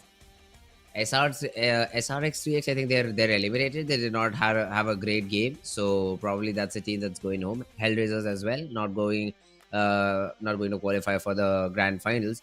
But before we head on to any conclusions, or before we head on to the overall standings, we have the MVP of the game. It is KillerYT. He made so many different angles. First onto IHC and then onto the players of Team Stalwart Esports. He for sure made an impact in the game, SN. Yeah, that's the reason why he is the MVP, the most valuable player. And nice work done by the players of DRS. Look at this. Rules OG, even though the damage is there, but elimination points are less, has been the helping hand for the rest of his players to confirm these eliminations. Godless with only 1 but 1000 plus damage. This is hurting. This is totally hurtful, I must say, for the player to see. But XMPL, nice work done against the players of Raw. 4 eliminations in total. Got flushed out right away after that by 7th element. But what a run by T2K as well in this league stages. Really excited to see them, even qualifying for the PMGC for the 2nd time as well. But quick look at the match summary. It's more of DRS and highest damage dealt by Godless. Godless is somewhat, in that touch in this South Asia Championship, which we've been long awaiting from this guy. This time around, it will be a surprise to see IHC in top, positions. But still, Godless is in, good form. But let's have a quick look at the match ranking, guys. 25 points to DRS. 12 points. What a difference by IHC. T2K with 10. ST with only 3 eliminations. 2nd spot finished 9 total points. Magnus with 8. 7th element with 8. Mabetex with 7. Raw with 6. Leo with 4. Tough with only 2. King of Spades with 1. 52 Esports with the 1. Aegon, SRX, R3G, and NBeSports couldn't get a single point in this previous match. Let's have a quick look at the overall ranking. Oh yeah, well that's where the real masala is, right? So we will have DRS out on top. The way that this team played, that was just fun. That was just fun to watch. 164 points, 5 chicken dinners overall in the 4 days, and they just played their hearts out. They are being closely followed by the players of Team Raw Esports. It's a 13-point difference, but great job done by Team Raw Esports. And the other teams have at least qualified for the grand finals. Now let's have a look at the other page. Now this is where a lot of teams will fall short. It's King of Spades, it's SRX3X, it's Team Tough and Just 2 HellRaisers points. who will bid adieu to the game. Just 2 points for SRX3X, 54 and 56 was the goal. But NBeSports, they did a great job in that final fight. Once they, dealt with the players close down to the, that hillside of Georgia Pole Hill, they kept themselves in the game. They are qualifying for sure. King of Spades, just 1 point, and SRX3X by just 2 points. But overall, nice work done. Aegon Excite with 89, 52 also moving forward. But this been the top 16 guys that will be eventually qualifying for the finale, where the real deal is, where the prize pool is, where the pride is, and eventually a chance to get to the PMGC as well. Exactly. Now that's the grand finals for you guys. That's the grand final. I would love to see which team is it that will just seize this opportunity. Now DRS, for after a very long period of time, I've seen them perform this good. Even in South Asia region, they had their moments of success. So like every third day, they would be able to get that chicken for themselves, and they will just make sure that they're at the the middle of the table, not at the first charts, not on the bottom charts, but yeah, somewhere around that 10th and 11th spot. But this time around, the adjustments that they've done, I think they're working just fine. They're also getting the frags that they need. They're also getting those chicken dinners that they really want from the very beginning. They are just on fire right now. If they can continue this sort of a performance, no wonder they'll qualify for PMGC. For sure. Looking forward to it. And Raw officials, look at that. What a nice run so far. After that exploding, I would say, league play in PMPL South Asia, and also in finals, they have kept their momentum, and now 2 of their players are in top fraggers. 40 for Malik, 35 for Sky. It's been like a competition going among their own peers, but Godless with 35. What a comeback by this guy.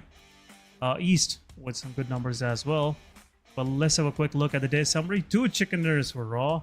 Couldn't make it to the first spot for sure, but it was a good day for them overall. 7th Element with chicken dinner, keeping them safe and keeping their qualification as well.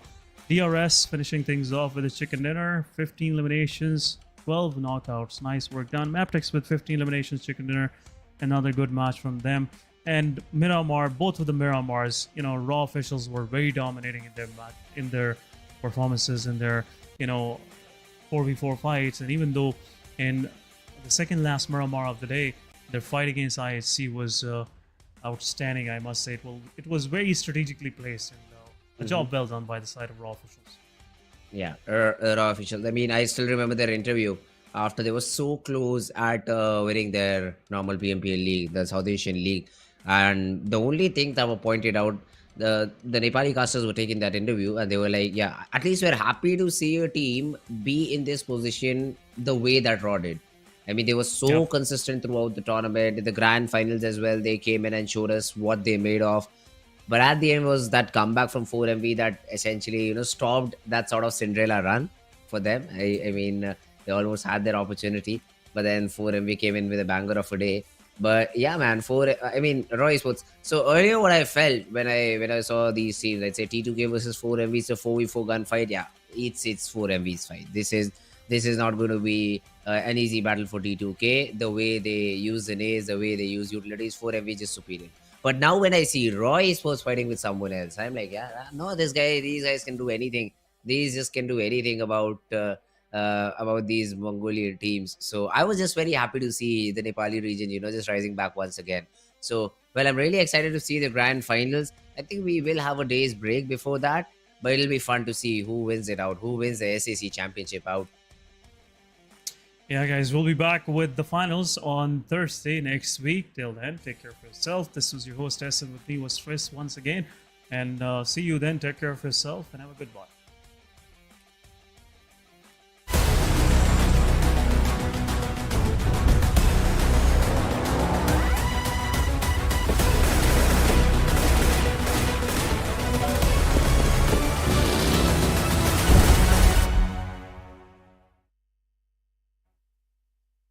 My friends, the guys over at PUBG Mobile challenged me to turn my guitar into an insane looking futuristic rifle.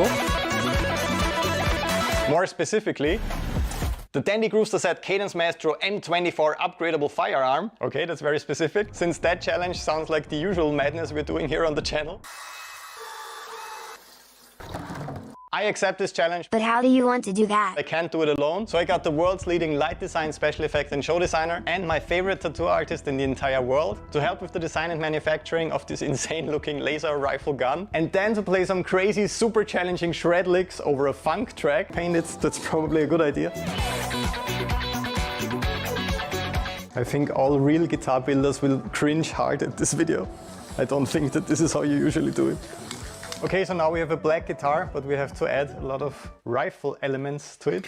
How are we going to do that? The back part of the guitar is very detailed. So my idea was project the actual guitar on this piece of wood, draw it, and then we cut it out.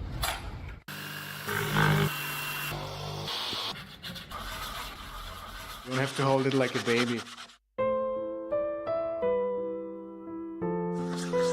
We have all these parts here, and this looks pretty much like the original gun already, right?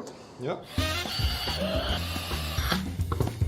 We have to closely replicate the color scheme and all the super intricate details of this design. We got some acrylic colors that look quite promising, but what's even more important, she will hopefully help me with not screwing this up now that this is already starting to look promising. So let's do this. We will use the projector above us to trace the lines of all the details. Have fun.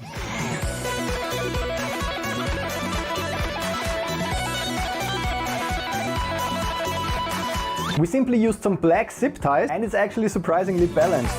Look at this awesome set that Martin built, and the LED wall behind me isn't even on yet. But honestly, the last question of tonight, can I actually shred on this thing? Let's find out.